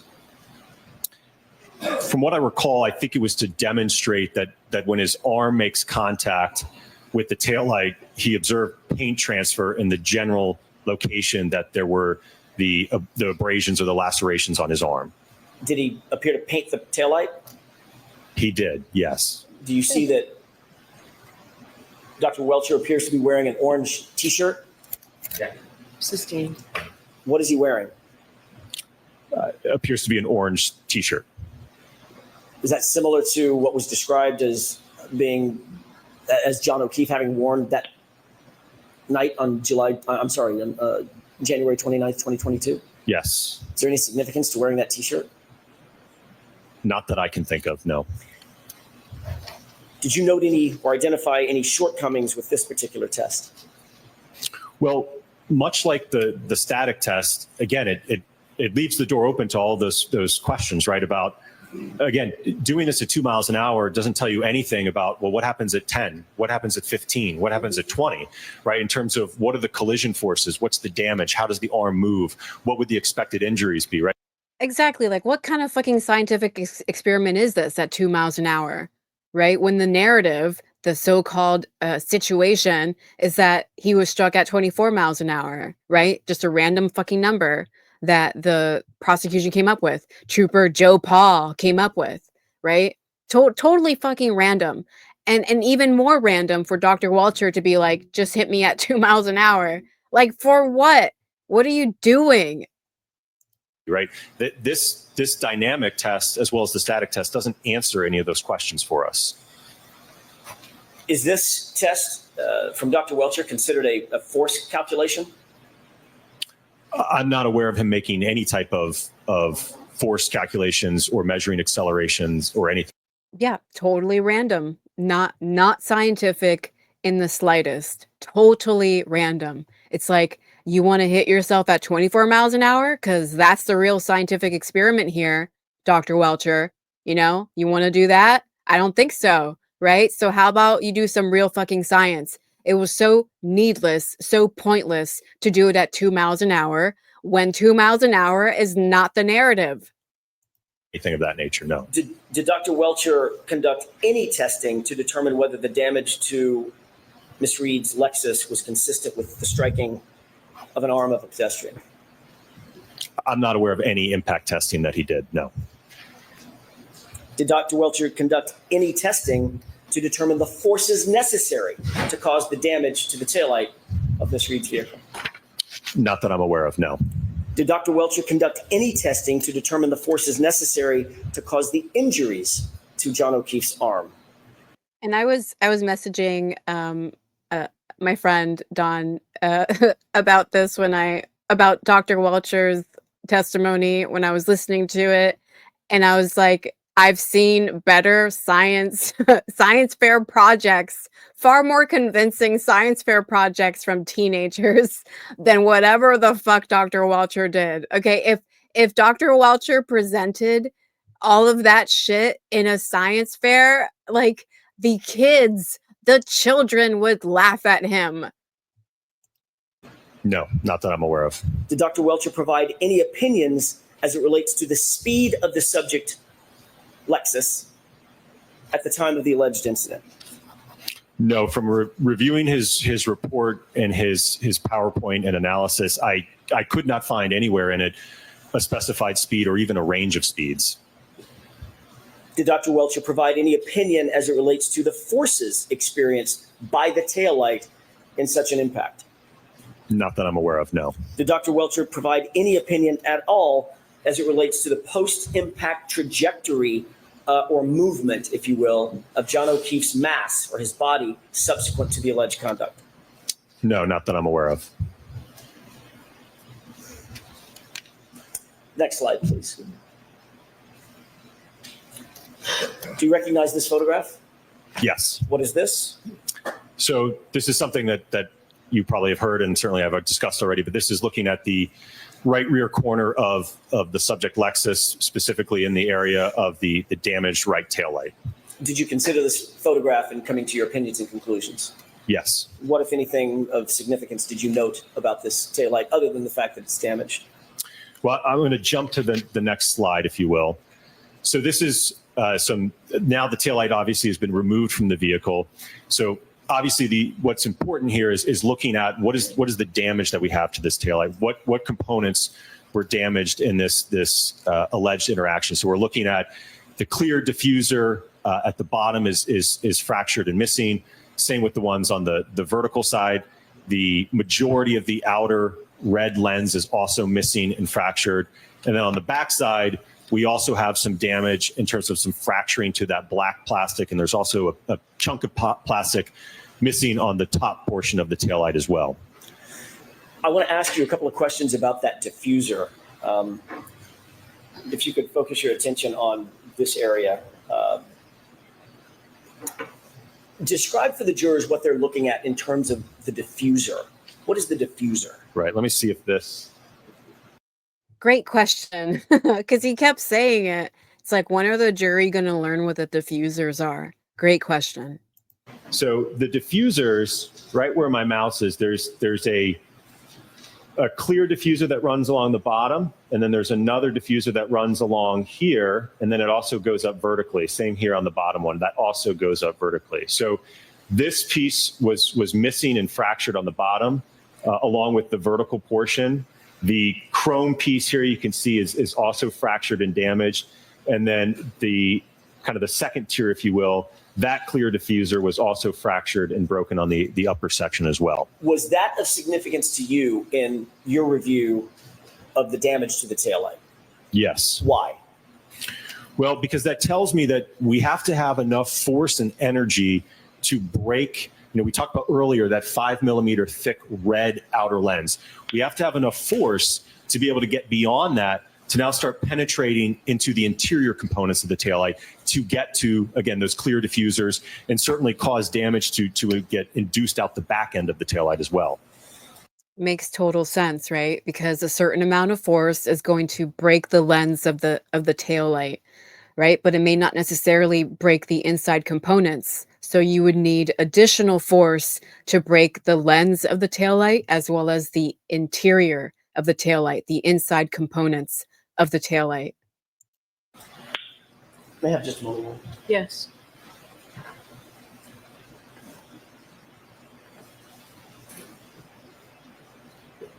Dr. Wolf, did you bring with you an undamaged taillight exemplar? Yes. It's up here with me. It's up there. Oh, I was just looking for it. Yep. Thanks for nothing. Describe what it is that you brought with you. So I brought a two-part assembly. So what I did is I 3D printed a bracket so that I could mount the lift gate taillight assembly as well as the quarter panel taillight assembly. And these are undamaged in sort of manufacturing specs, correct? Correct, yes. May I have just a moment, Your Honor? Okay.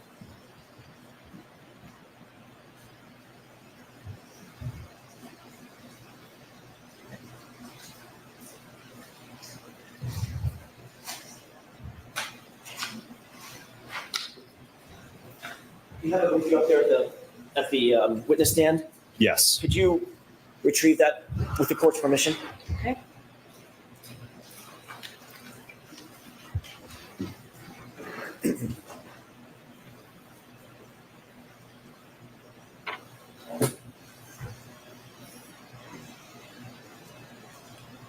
You could remain standing for just a quick second. Do you recognize what that is? Yes. Is that what you just described? Correct, yes. Describe it one more time for the court and the jury. What is it that we're looking at right here? So this is an exemplar set of taillights from a 2021 Lexus LX 570. On my left side here, this is the lift gate taillight assembly, and it's attached to the quarter panel taillight assembly. And I will note it's not normally like that. Obviously, you can't have a connector, else you wouldn't be able to open the lift gate. But I've printed a bracket back here so that these can remain as one unit. Your Honor, with the court's permission, I'd like to have that marked as next in order. Is that coming into evidence? Yes, if possible. Is that okay? Okay. Okay. So how, May I approach? yes. This might be clunky. Thank you. If you just have the tag, perhaps put it somewhere on the maybe the lift gate side. And is Dr. Wolf going to use it for his testimony now? He is. Okay, Very so give it back over there, please, Chrissy. Just give it to him. Thank you. Zip 250. Thank you. If I may, Doctor. Yes.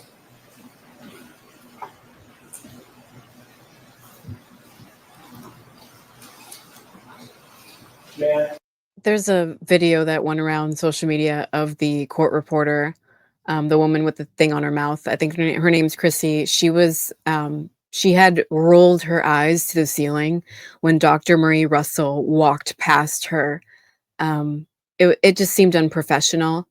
I don't know. Something's up with this crew here. Okay, Thank you. Dr. Wolf, you indicated that there was a 5 millimeter area of acrylic covering the fuse, correct? Correct. What I'm knocking on, is that the 5 millimeter acrylic? Yes, both on the quarter panel part that you just pointed to, as well as the lift gate part. Mr. Those are- Jackson, why don't we give that back to the witness and let him do it instead of you? Sure. Is there, can you see through that lens material into the diffuser that you've just been describing? Yes, so as I mentioned earlier, in this area here, there's a diffuser that's running along the bottom. So Dr. Wolf, I'm going to ask you to not have that so close to court reporters. My apologies. Use the other side. I was thinking like, he might hit her. And would she deserve it? That's the question. I think the witness stand. Yes, Your Honor.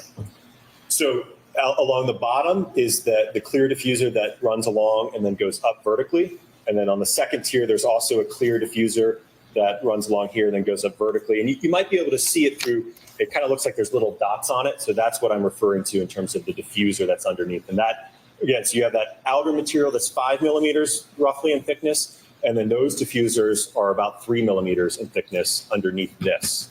Could you make a determination? Just a just like there's no comparison here between Dr. Wolf and Dr. Welcher. Zero comparison. This guy is just great. It's just so great to watch a witness behave like a witness professionally. Keep it about the facts.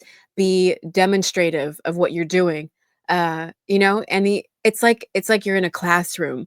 That's how you know you're dealing with a real witness, a real expert witness. You are being instructed and you're actually learning something. And you can go ahead and have a seat. Well, actually, you may not want to. Could you make a determination of the space, the gap between the outer plasticine area, the outer acrylic area, and the internal diffusers? If you could just estimate that gap. If I had to estimate, I'd probably estimate around an inch, maybe inch and a half. Okay. You indicated that something was of significance to you in this photograph about the diffusers on the subject taillight, correct? Correct. Describe, now that you're holding that, what was it that was of note to you, Dr. Wolf? So as I mentioned, we have damage not only to this outer thick portion, but it was enough force and energy to then penetrate deep enough to fracture the underlying diffusers that sit below this outer surface, and certainly enough force then to work its way back through inducement into the backside, and ultimately there was a top portion of the taillight that was also fractured up here. Was all that significant to you in your review of the subject taillight material? Yes. Okay, you can go ahead and put that away. All right, so that can't go back there because it's in evidence. So why don't you take it and. I was just going to store it there until he's finished with his testimony, and then we can give it to the clerk magistrate. Okay. However you want to do it, Your Honor. Right. I have Do you no wanna take preference. it? Is he using it still for his testimony? Not right now. All right, so, thanks, Jim. Thank you, Your Honor. Okay, They did not do that during the first trial. I think it's great that they have an exemplar taillight to show the jury so the jury can actually look at it with their hands, and they can position themselves with the taillight and they can determine for themselves. You know what I mean? Like it's like, sure, they're not scientists, they're not engineers. Maybe there's a potential there's an engineer in the jury. Hopefully there is, and hopefully he's not crooked, or she, right? But just a point, like a lot of people are visual learners. A lot of people need to hold something, right, to really understand it. It's a really good idea to have. May I continue? yes. Can we go to the next slide? What are we looking at here? This is a collection of photographs that depict various fragments from the right rear tail lamp assembly of the Lexus. And I will note that, and I'll try to spotlight it, there are a few fragments in this photograph that are glass fragments, which, as I discussed earlier, there's no glass in the taillight, so these did not originate from the assembly. But altogether, from what I recall, there's about 50 fragments, I believe, that were counted or so, maybe a little less than that from the right taillight. If we could go to the next slide, please. What are we looking at here? So these are photographs depicting the sweatshirt or hoodie that Mr. John O'Keefe was wearing on the night of the alleged incident. And what was the role that this played in your analysis ultimately? Well, so one of the things that I noted, and I can go to the next slide, is there were a series of I grew up in Pennsylvania, and I know that Dr. Wolf is in Pennsylvania. He works for ARCCA in Pennsylvania, and he referred to it as a hoodie. When I first started talking about this case, I kept referring to it as a hoodie. It's not a sweatshirt. It's just not. of small punctures or holes in the sleeve, on the right sleeve of the sweatshirt, in varying sizes. I think some as small as just a few millimeters. Again, I think there was maybe 10 or 12, I think I recall, on the right sleeve of that sweatshirt. If we could go back to the larger photo, the previous slide, do you see the right sleeve denoted on the photograph to the right? Yes. Your review of these photographs, what was the significance of the triangular sort of arrows or markers? I believe those were to annotate or draw attention to those holes. Okay, the defects in the right sleeve? Correct. Can you count those for us, please? On the photograph on the right, I believe I see a total of 9.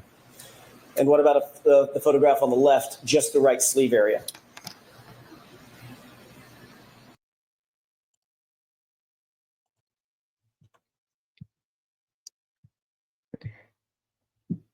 All right, let's listen to Hank Brennan's portion. Not all of it, just some of it. Mr. Brennan, Good afternoon, Dr. Wolf. Good afternoon. When you testified in direct, you shared with the jury some of the work that ARCCA does. Do you remember that? Yes. And you had mentioned a couple interesting things, that there had been some work with the Department of Defense. Correct. Yes. The work with the Department of Defense, was that during your time or before you got there? That would have been prior to my employment. Yes. So when you were telling them about working with the Department of Defense, that really had nothing to do with you. That was ARCCA before you began working there. ARCCA as a whole, yes. The work that we do, yes. Not you. As I said, I wasn't involved specifically in that project. No. And you mentioned that you did some stuff, or the company does some things for the NHL. Yes. You didn't tell us much more about what you do. There's other things that ARCCA does as far as clients, right? Certainly. Did you share with us that you work for lawyers and law firms? Yes, we do. And you do litigation, insurance companies? Yes. Okay. Is there any reason why you highlighted the Department of Defense that you don't do and the NHL, but didn't share the rest of the stuff with us? Hank Brennan just described it as you don't do. And it's like, no, ARCCA does do it. It's just that Dr. Wolf didn't do it. That happened before him. Who's to say ARCCA won't be involved in future contracts with the defense, right? With the U.S. Defense Forces. Who knows, right? But the mischaracterization has already begun mere minutes into the cross here. And guys, think about it. Like, who the hell cares? It's a consulting firm. That is ARCCA. You can look it up yourself. They are a consulting firm. And if they want to highlight their bigger projects with like defense contractors or the Department of Transportation or the FBI, they're entitled to. Aperture ain't being hired by any of those people. That's just some of the prominent clients that we have. I see. You provided us a CV, didn't you? Yes. And that's like a resume, tells us a little bit about your education experience. You get to highlight some of the things, your accomplishments. Yes. You shared with us you've been the director of accident reconstruction at this company, ARCCA, since 2017. No, not since I started. You started with ARCCA in 2017. Correct. Yes. When did you become the director of accident reconstruction? I think that would have been in January of 2024. So about a year and a half. About a year and a half ago? Yes. And you received your certification from ACDAR. Yes. Did you pass the test on both parts first time? I don't recall if it, I think it was I had to retake, I think the practical section in the afternoon. Well, you would recall something like that, wouldn't you? Did you pass both parts on the first try? Like I said. So stupid, right? Like, does it matter? He clearly achieved it. He achieved what he needed to achieve. What does it matter if he didn't fail or he didn't pass or like he got it? He's certified. Who cares, Hank Brennan? I think it was the second part I had to retake. Well, this is a pretty important test, isn't it? Not really. It's your certification. It is, but much of the concepts that are covered in it are very elementary. Well, not so elementary. You had a hard time with part of it. Not sure why the audio stopped. I had to retake. It's a practical exam where you have to reconstruct an accident. You have to determine approach angles, departure angles, and it can be very sensitive to those inputs. And unfortunately, if you mess up one of your first angles and you carry out that calculation, then the whole problem is greater. And anyone who understands physics or science or calculations, even a little bit of math, you know damn well what Dr. Wolf is talking about. if you mess up even a little bit, even if your math is technically correct, if you mess up even a little bit in the process, it creates a chain reaction. Everyone understands that. Hank Brennan is wasting time. Rated wrong, even if you did all of the math correct. So we understand there's a multiple choice question part that's the easier part, correct? I don't know, it's easier, but there is a multiple choice part. There's a more practical part where you actually have to go out in the field and do assessments, kind of like the things that you did today. You don't go out into the field, no. And when did you first take that second part that you did that?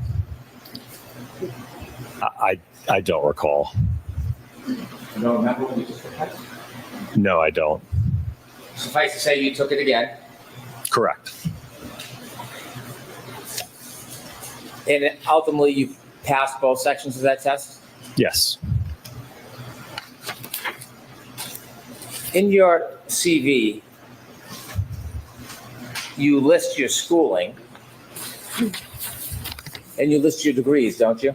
Yes. And guys, like I mentioned, I've mentioned in my videos, I used to work in transportation.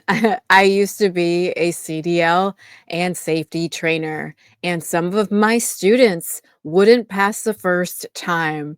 Big deal. They would just try again. It didn't mean that they were going to be terrible drivers, you know? This is such bullshit. Like, who cares if you failed the test? Who cares? Like, come on.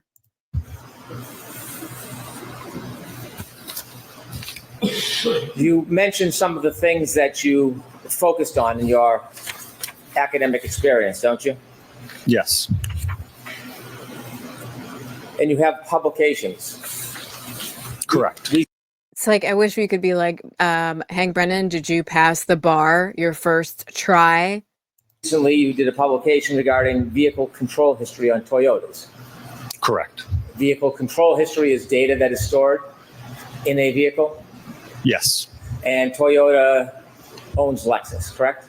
Correct. So you have familiarity with vehicle control history. In fact, you have a publication on it. Yes. In your entire resume, you only mention pedestrian collisions, or that you're involved in pedestrian type events 3 times. Is there anything specific in your resume or your publications that show a published accomplishment, for example, in pedestrian collisions? Do you have any publications that have been peer reviewed or published in that area? That's not Dr. Wolf's department. Pedestrians, the human factor. He's seen 1,000 cases, right? He said it himself, 1,000 pedestrian cases. That is experience. That is experience that some people, even with training in pedestrian accidents, wouldn't necessarily have. Experience counts for something. But big picture here, folks, Dr. Wolf is an engineer. He is about the scientific and mathematic aspects of it. Dr. Rentschler is the biomechanical engineer. He's got more of the human factor here. Hank Brennan knows exactly what he's doing here. It's like, highlight the so-called weaknesses in Hank Brennan's eyes, point out to the jury that Dr. Wolf doesn't have certification or training in pedestrian shit. It's like, never mind his 1,000 cases of pedestrian accidents that Dr. Wolf has personally investigated himself, right? Never mind all that, which again is a lot of experience. Let's hone in on this irrelevant shit that doesn't really matter because Dr. Wolf is an engineer. No, I don't have any publications in pedestrians. You write or you note areas of specialty, and you list a bunch: accident reconstruction, human factors, EDR, commercial vehicle, HVEDR, pedestrian bicycle accidents, nighttime visibility, and a number of others, correct? Correct. Is there anywhere in your resume that notes particular classes that you've attended and completed regarding pedestrian collisions? No, I haven't taken any classes in that. You haven't taken any classes on pedestrian collisions? No. Have you ever taught regarding pedestrian collisions? Well, I've got one up from Dr. Wolf, you know.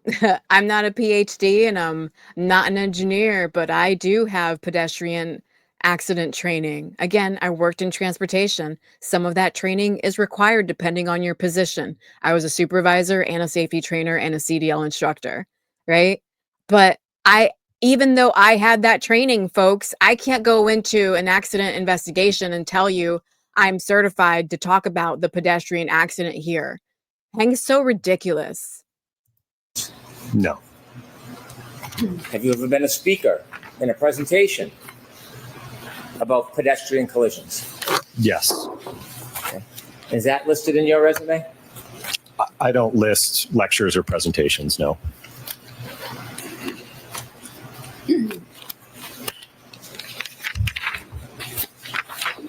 Great response from Dr. Wolf. You were asked questions about your involvement in this case. Yes? Yes. And you had shared with us that you, at the beginning, were working for a separate party or a third party, you said? Yes, another agency. Another agency. And at some point, you came into court and testified last year. Yes. And during the time before you came in and testified, you weren't wholly independent of the defense, were you? Well, certainly before all of our testing, at the point in which we did all of our testing, report, and analysis, as I mentioned on direct, I didn't know the Commonwealth or the defense in this case. My question, more precisely, Excellent response, Dr. Wolf. before you testified, before you came into court and gave your testimony, you weren't totally independent from the defense, were you? No, I mean, I had to communicate with them to be able to determine when to appear for testimony. So you were communicating with them, yes? Yes. And in fact, some of the time that you spent, ARCCA actually billed the defense for, and they paid that bill, didn't they? Eventually after the trial, yes. During that time, you know what a sequestration order is, don't you? Yes. Do you think that you're under a sequestration order today? It's like, is Hank Brennan going to be a snake today? Yeah, guaranteed. Yes. Did you talk to anybody about any of the prior testimony in this case before today? No. How'd you get here today? How did I get here today? I took a car ride over from the hotel. Who drove you? It was a driver. I don't know his name. Who set up the car? It would have been someone on the defense team. Was it like a window, like a limo? It was an SUV. Was there anybody from the defense with you on the ride over? There were 3 young ladies in the back seat. I think they might have been interns, and Mr. Woke. And who? Mr. Wolk, I think is it pronounced? Am I saying it wrong? Have you discussed anything? Oh, yeah. So you see, guys, Hank Brennan, use and reuse tactics. He did the same shit with Dr. Marie Russell. Who'd you ride over with? Who were you talking to? You know, like a psychopath, like too nosy and too like arrogant to really focus on the big picture here and what really matters.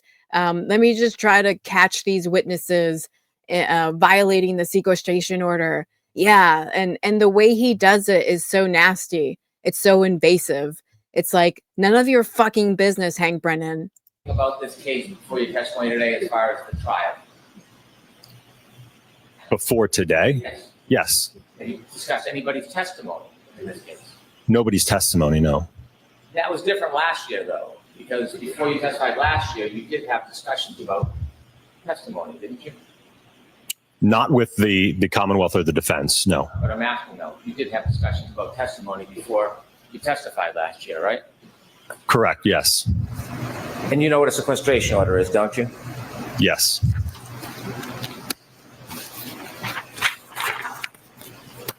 After you testified last year, the court ordered you to provide all of your text messages, all your communications with the defense, didn't they? Yes, earlier this year. And when you were ordered to provide all of the actual verbatim communications with the defense, did you provide those communications? Yes, all of the records that I had at the time I provided. Well, not the records. You know what I'm getting at. Did you provide the communications? You know what I'm getting at. Like, come on, Hank Brennan. What is it? It's like, why does he treat every single defense witness like they are a criminal? Like, whether it's a police officer or a PhD engineer who works for a lead company in the accident reconstruction industry, right? Or a forensic pathologist, right? Or like it doesn't matter who it is. It doesn't matter how credentialed you are. It doesn't matter how established you are. Hank Brennan's going to treat you like a criminal. It's so asinine and so immature too of an attorney. Highly incompetent, Hank Brennan. You know, he's a fucking villain. He's a villain, and I really hope somebody in the jury sees that. You know, it's for him to demonize absolutely every single expert witness on the defense side, to throw shit on them despite all of their effort and everything they've achieved. I provided everything I had in my possession, sir.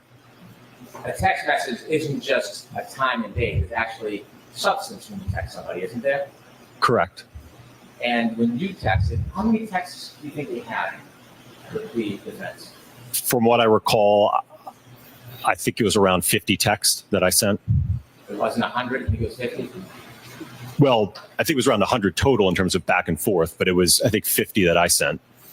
And during those texts, communications, conversations, correct? About logistics, yes. And guys, like, again, none of this really fucking matters. Like, it's just Hank Brennan trying to portray an image to the jury that Dr. Wolf is very suspicious. The interactions he had with the defense team are very suspicious. Again, guys, I keep saying it. If Hank Brennan would interrogate his own witnesses the way he is interrogating the defense witnesses, there would be no case. Did you provide the content of those text messages when you were ordered to by the court? Well, those text messages spanned from, I guess it would have been April or so of 2024 through May to June of 2024. Ultimately, I think I received the court's order in May of this year, April of this year. So it was a year after the fact, and I had already deleted the text at that point. How many of those? So it's an excellent response, and it sounds pretty fucking reasonable to me. It's certainly no Brian Albert. It's certainly no Brian Higgins. We all know what they did with their cell phones. Text messages you delete. And their court order was the next day. Brian Albert got rid of his cell phone the day before he was ordered to preserve it. And Brian Higgins got rid of his cell phone like a criminal would get rid of their cell phone, like in multiple locations and inside a military base. The dumpster inside of a military base, right? That not everybody has access to. A criminal would do that shit. And Brian Higgins did that shit. But Dr. Wolf is a professional here. He's not in an organized crime like the McCabe's and the Alberts and Michael Morrissey and everybody in Norfolk County controlling this entire prosecution of Karen Reed, right? That's a criminal organization. And they hate on people like Dr. Wolf here. They hate on honest, genuine people because honest, genuine people are a threat to their bullshit. I just swiped the conversation, so it would have been the whole conversation. Not how you did it. How many of those 100 or so text messages did you delete, sir? It would have been the whole text chain. I didn't individually delete them. It just, when you swipe, it just deletes the text chain. After you deleted them, did you go into the deleted and then delete them so they were unavailable? I don't recall doing that. Well, you were asked to search your records of the text messages. Did you do a thorough search to see if you still had them or whether you had destroyed them all? I checked my phone, and I also checked with my phone carrier. So do you know if they were still under the recently deleted part of your phone, or did you go and take that extra step and totally destroy that?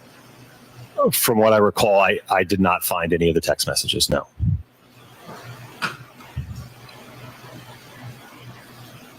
Really good responses here from Dr. Wolf. Like, Hank Brennan is so dirty.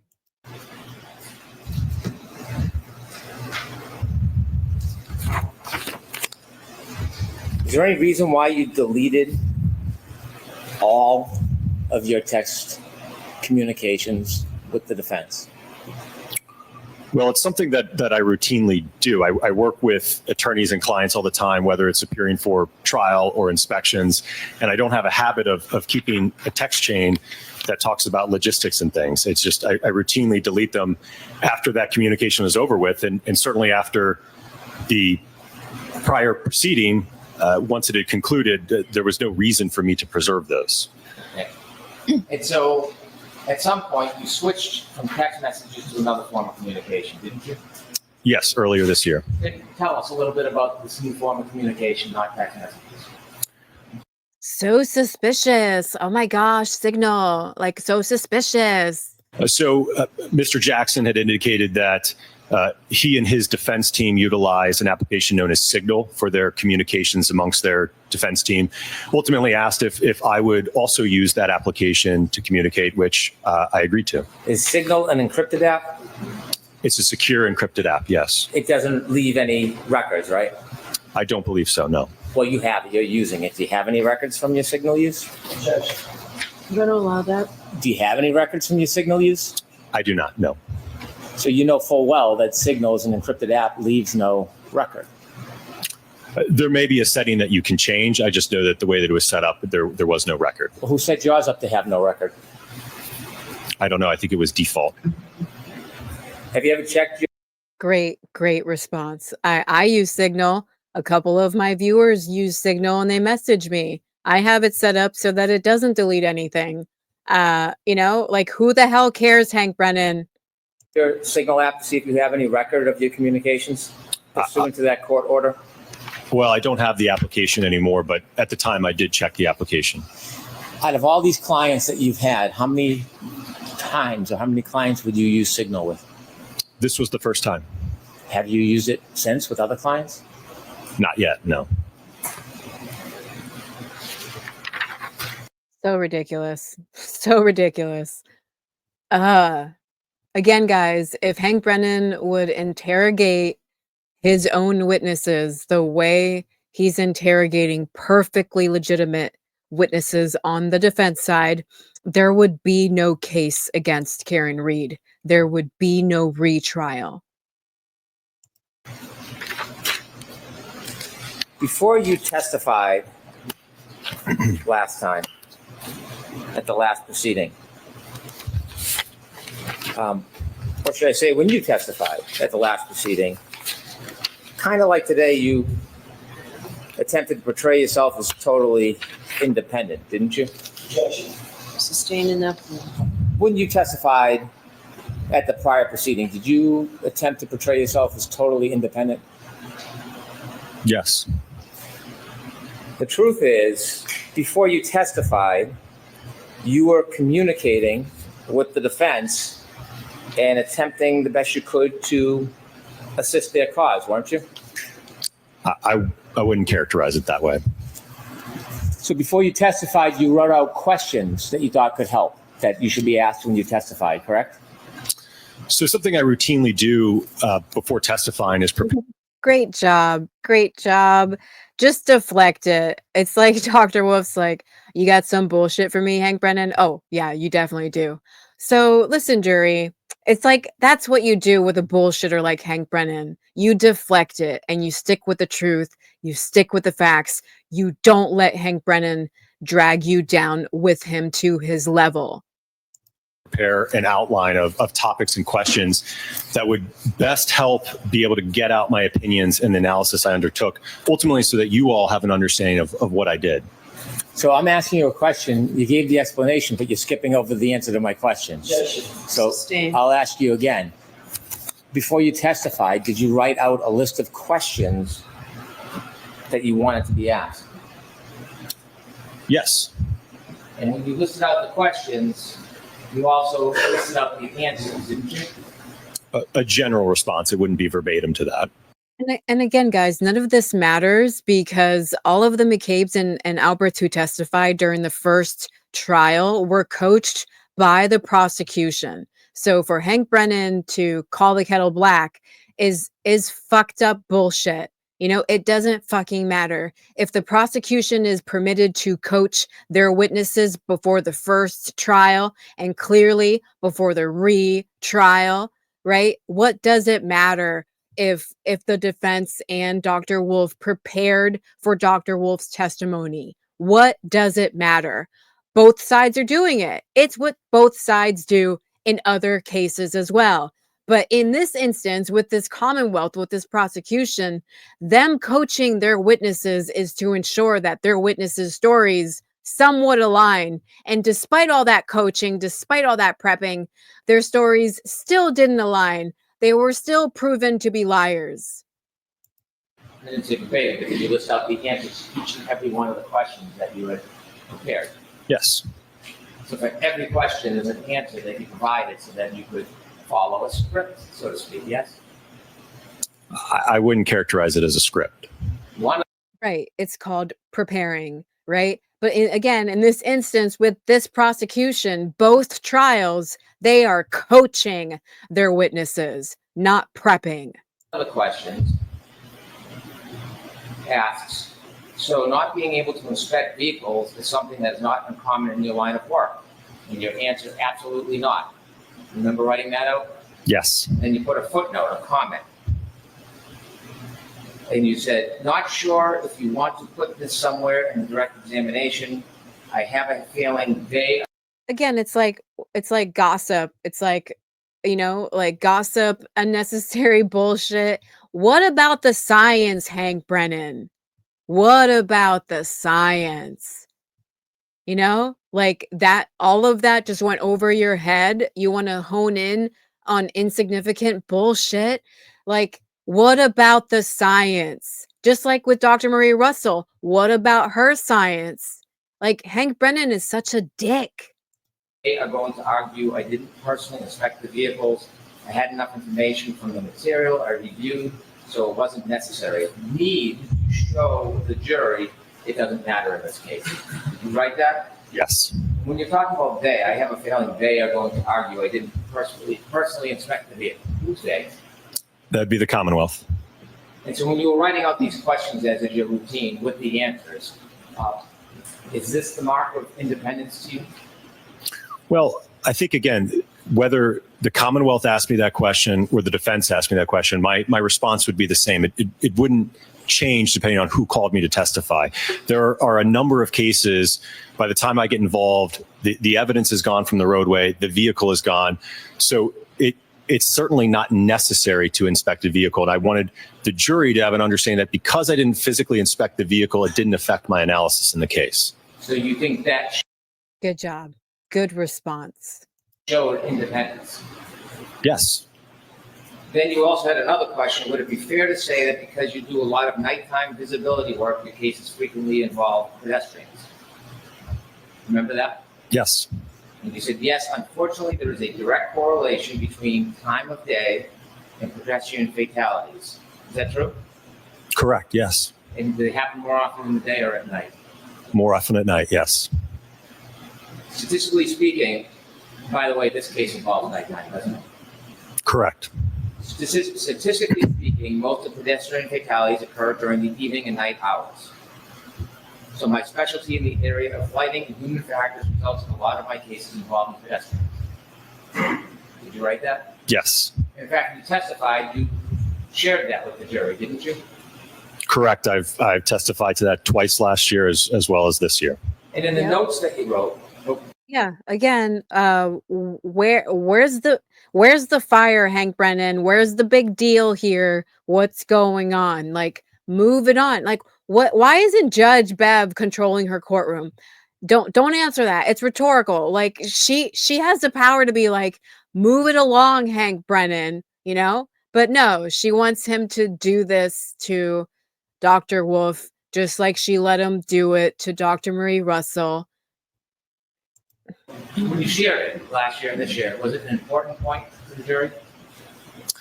I think so, because it helped gave them an understanding, I think, of my background and lighting and human factors. And as I mentioned earlier today, there's a direct correlation between time of day and pedestrian impacts, right? So my specialty in lighting and human factors results in me seeing many, many different types of pedestrian impacts. So if it's important, why did you include a note? If you don't want me to say this, that's fine. Why did you include a note to the defense that if they didn't want you to say something that you thought was important, you would leave it out? Well, I think because I didn't want to confuse the jury about a statistic that just because we have inclement weather and dark lighting conditions, it doesn't automatically equal a pedestrian impact, right? We have to look at the evidence and the damage to the vehicle and the injuries to determine whether or not a collision occurred, not the visibility. Wonderful response. It couldn't have been any better. Again, deflect the bullshit. So you weren't trying to mislead the jury, you were trying to help them because they wouldn't understand something that you were trying to explain? No, Hank Brennan, you have been misleading this jury this entire time. You have been misleading the audience observing the motions hearings this entire time. You've been misleading everybody, not Dr. Wolf. Is that the way you're phrasing this? I think at the end of the day, it was to help them understand my background, how it relates to seeing a lot of pedestrian impacts. Something that's important and it helps the jury get to the truth. Why would you offer to leave it out? Well, I didn't leave it out. No, but you offered to. Boom. But he didn't, Hank Brennan. What's your fucking point? Right? He didn't leave it out. He brought it up twice, 3 times now. You would have if requested. Why did you invite, why did you invite somebody else to interject in your independence and guide you to leave something out? Why would you even provide that invitation to them? Again, it's because I didn't want them to get hung up on a statistic that just because we have more pedestrian impacts at night and in bad weather, that this alleged incident happened at night under bad weather, to give it more weight, to weight the evidence more because of that statistic. Yeah, so by this point, guys, it's asked and answered. Hank Brennan had better move it along. You done? Yes. If you make a mistake in court under oath, That was filler. That was like he was done like a minute for a minute. It was like 10 seconds, but like it was a delayed question from Hank Brennan. You done? What? It wasn't a sincere question. It was filler. It's like Hank Brennan thinking of his next question and he blurts out, "You done?" would you take the affirmative step on your own and correct that mistake? I'll allow it. I would do my best to do that, yes. Well, when you say do your best, would you do that if you became aware of it? I'm going to allow it. Yes. Before you testified in a proceeding last year, there was a hearing that you testified in front of Her Honor and other people that were here, correct? Correct. I wasn't here. No. You were. Yes. And you testified about your experience, didn't you? Correct, When you were yes. sharing your experience with the court, it was important for the court to have an accurate understanding of what your experience was because it was being evaluated in that hearing, wasn't it? Correct. When you testified to the court, you testified that you had been qualified as an expert to testify over 20 times, didn't you? I don't have the transcript. I believe I said approximately 20 times. The reality is you hadn't. You'd only testified and been qualified 11 times at that point. Correct. I misunderstood the question. I thought it also encompassed deposition, so I added those two and approximated at 20. And at some point when you realized you had made a mistake in your testimony to the court, you had a chance to come back when you testified last year and fix it and clarify the record, didn't you? correct, which is why I provided a comment with the specific breakdown for clarification. When you came back and testified under oath the second time, on the record, under oath, did you clarify and fix the mistaken testimony that you had provided just days earlier? I don't recall being asked a question. No. No, it wasn't whether you're being asked. The question is, did you take the affirmative step to fix the misstatements under oath that you made? Objection. I'm going to allow it. Make your vote. Sure.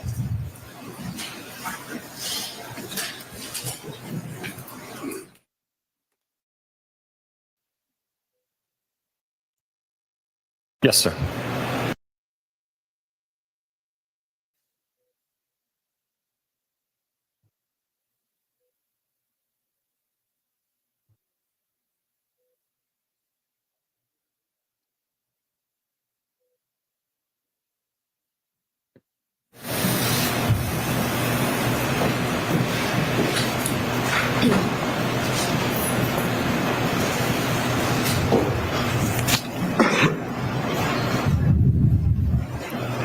After your first testimony, you appreciated that you made a statement under oath that was wrong, didn't you? Yes. In fact, you made a note. I realized in my testimony I said about 20 times, when you asked how many times had been qualified, I misinterpreted your question, which is my fault, but in looking at my D&T list, it's 11 trials, 7 depositions, 18 testimonies total. I'm not sure if you want to clear it up or just leave it. Was it Correct. Yes, sir. clear? You just leave it? I'm not responsible for asking the question, sir.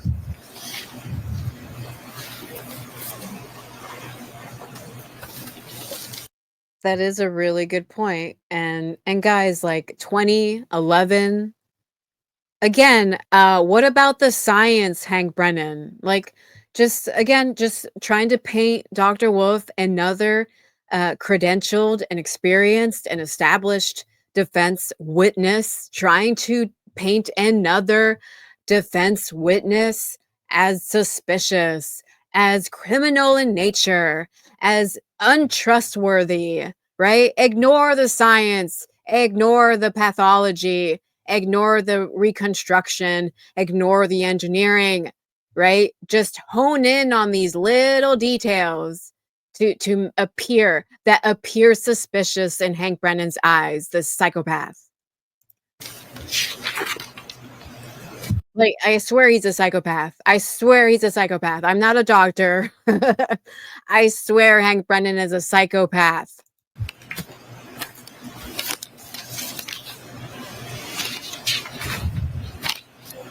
Do you ever heard the terms confirmation bias? Yes. Do you know what confirmation bias is generally? Generally, yes. Do you think that you suffer from any confirmation bias in this case? No. Do you have any close family that supports one side over the other? Not the facts of the data, but one side over the other. Close family? Yes. Not that I'm aware. Fucker.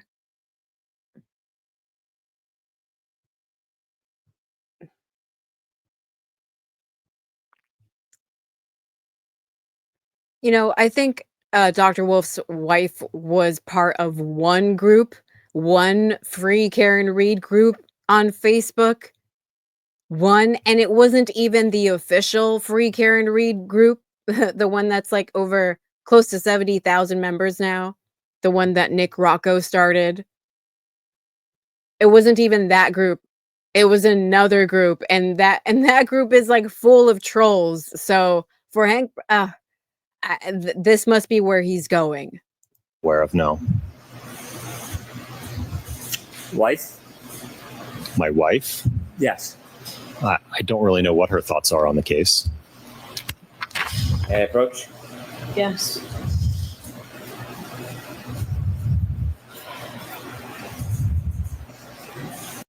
He doesn't deserve this. And she doesn't deserve this. Their family does not deserve this. Just for testifying about facts, about science.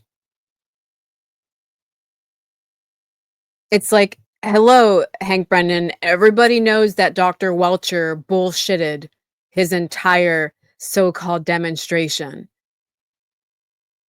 Everyone knows that Dr. Welcher just wanted to give you answers that you paid for. Absolutely zero science there. Absolutely zero accident reconstruction there. So what difference does it make? And again, guys, all of the prosecution witnesses all clearly think that Karen Reed did this, or at least they are all lying about Karen Reed doing this because they don't want their friends to get in trouble. Like, everybody on the prosecution side is biased against Karen Reed. They want Karen Reed to get locked up for this. Remember, hopefully she kills herself. That's what they wanted for Karen Reed. They wanted her to kill herself. Who gives a damn what Dr. Wolf's wife thinks about this case? Even if Dr. Wolf knows what his wife is feeling, even if Dr. Wolf is fibbing here, which I'm not sure he is, I don't know him. Like, even if he's fibbing here and he knows exactly what his wife thinks, which is likely that Karen Reed didn't do it. Because again, his wife is married to an accident reconstructionist, and she's like, of all people, right? Like, why do you think Karen Reed didn't do it? Because my husband is the accident reconstructionist who proved that she didn't do it. Like, what do you want from me? Right? This is another waste of fucking time.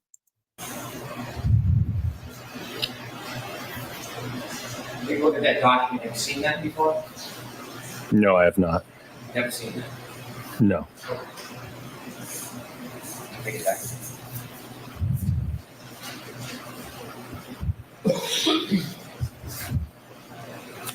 You're unaware of anything that may influence you to lean one way or another?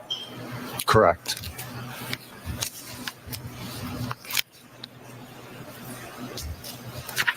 When you first took a look at some of the facts in this case, you had some information. Since then, you've received a lot more, haven't you? Correct, yes.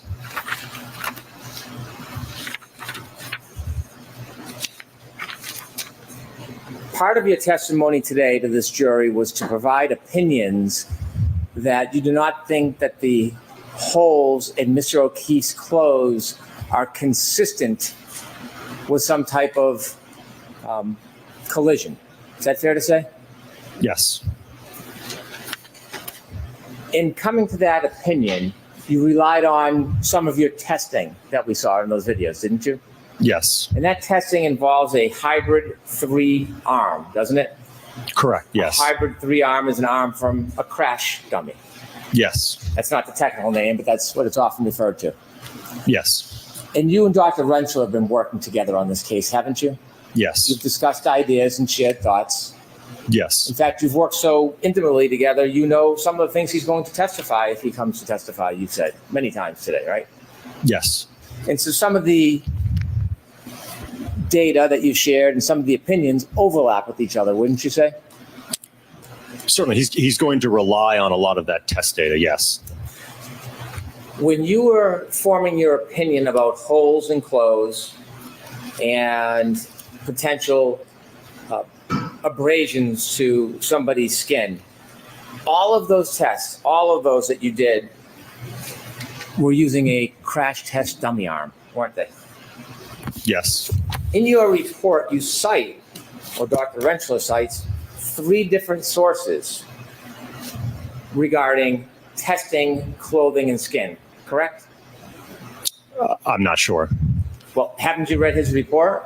I've skimmed it, but I don't know what the basis are for his opinions. Did you see footnotes 24, 25, 26, 24 being skin tissue cutability and its relation to lacerations, severity indices? Did you read that?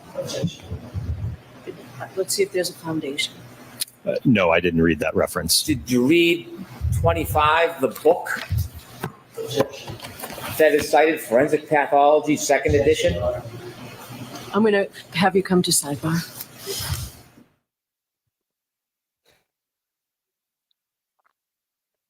We'll watch just a few more, guys. few more minutes.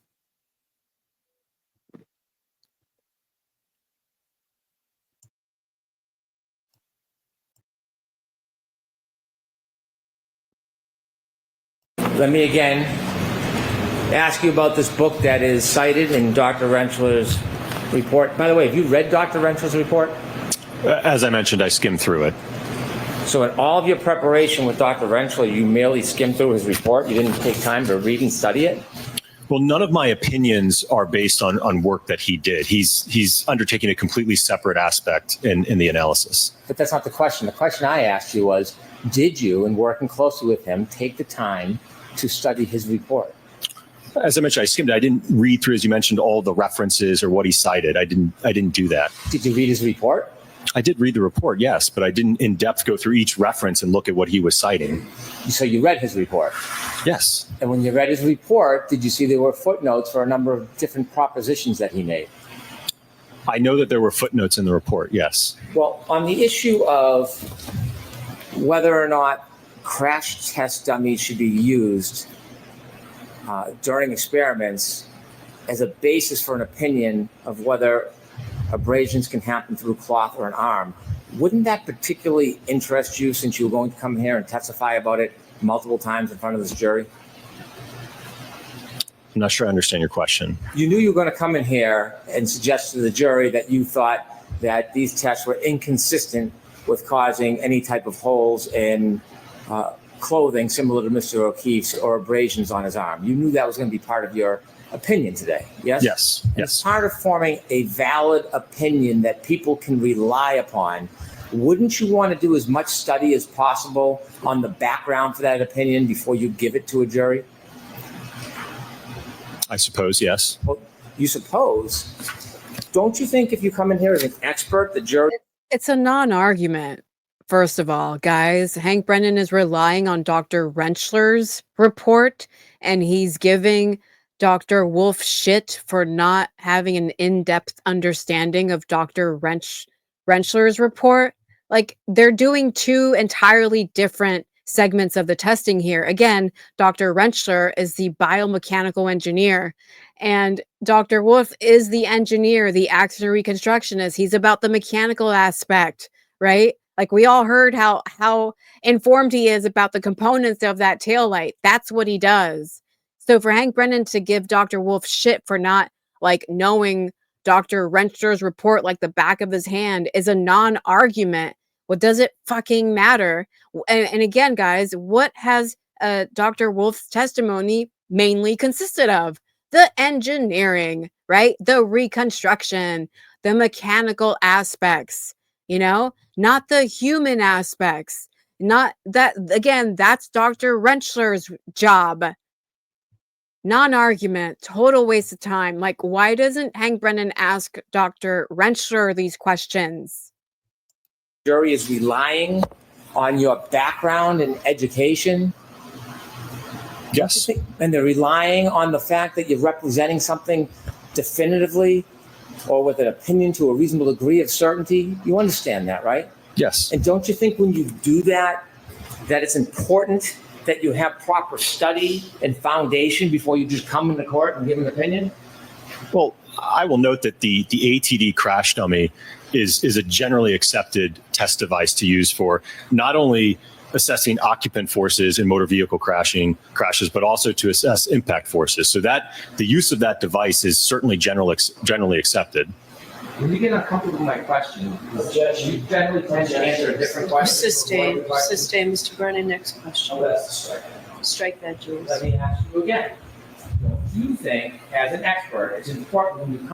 This is really good for the defense that Hank Brennan is showing how uncontrollable he is, even for Judge Bev, to make her repeat herself. You know, any other judge would scold his ass. But because she's friends with Michael Morrissey and clearly friends with the McCabe's and the Alberts and totally in defensive of Lieutenant Fanning, you know, when he was supervising the jury last time, you know, she's not going to scold Hank Brennan in front of everybody. But ridiculous here, right? That she can't control her own courtroom because the corruption runs that deep. Come in. And it's really good for the jury to see that Hank Brennan is indeed the villain. You're going to present an opinion based on science or engineering or whatever you want to do, that you study the basis for that opinion before you give it. Yes.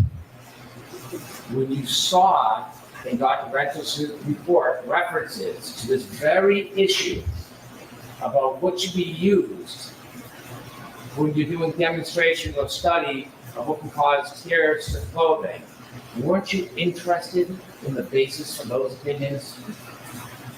Well, again, it was something where Dr. Rentschler and I worked together, and we were in agreement that we could utilize the ATD arm clothed. When you decided to have an agreement that you could use that arm, did you read the book that he cites as support, Forensic Pathology, 2nd edition, Vincent J. DeMaio? Did you read it? No, I did not. Did you brief it? No. Did you peruse through it at all? No.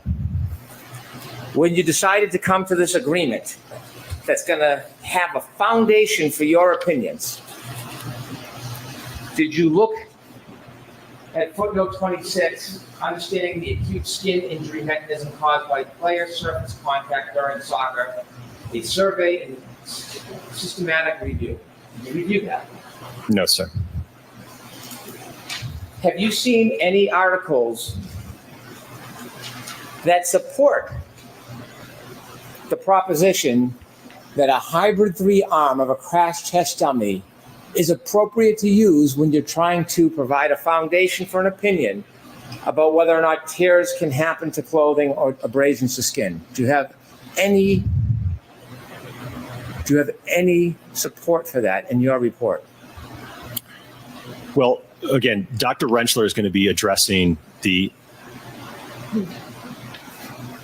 You're shaking your head. Yeah. Yeah, just like he did during the voir dire. Just like Hank Brennan did during Dr. Wolf's voir dire, shaking his head at Dr. Wolf. Just so disgusting, Hank Brennan. Again, Hank Brennan, you are never going to have any honor here when this is all over. Your reputation is over. Your credibility is over. You focus on bullshit rather than the science. You are part of this cover-up.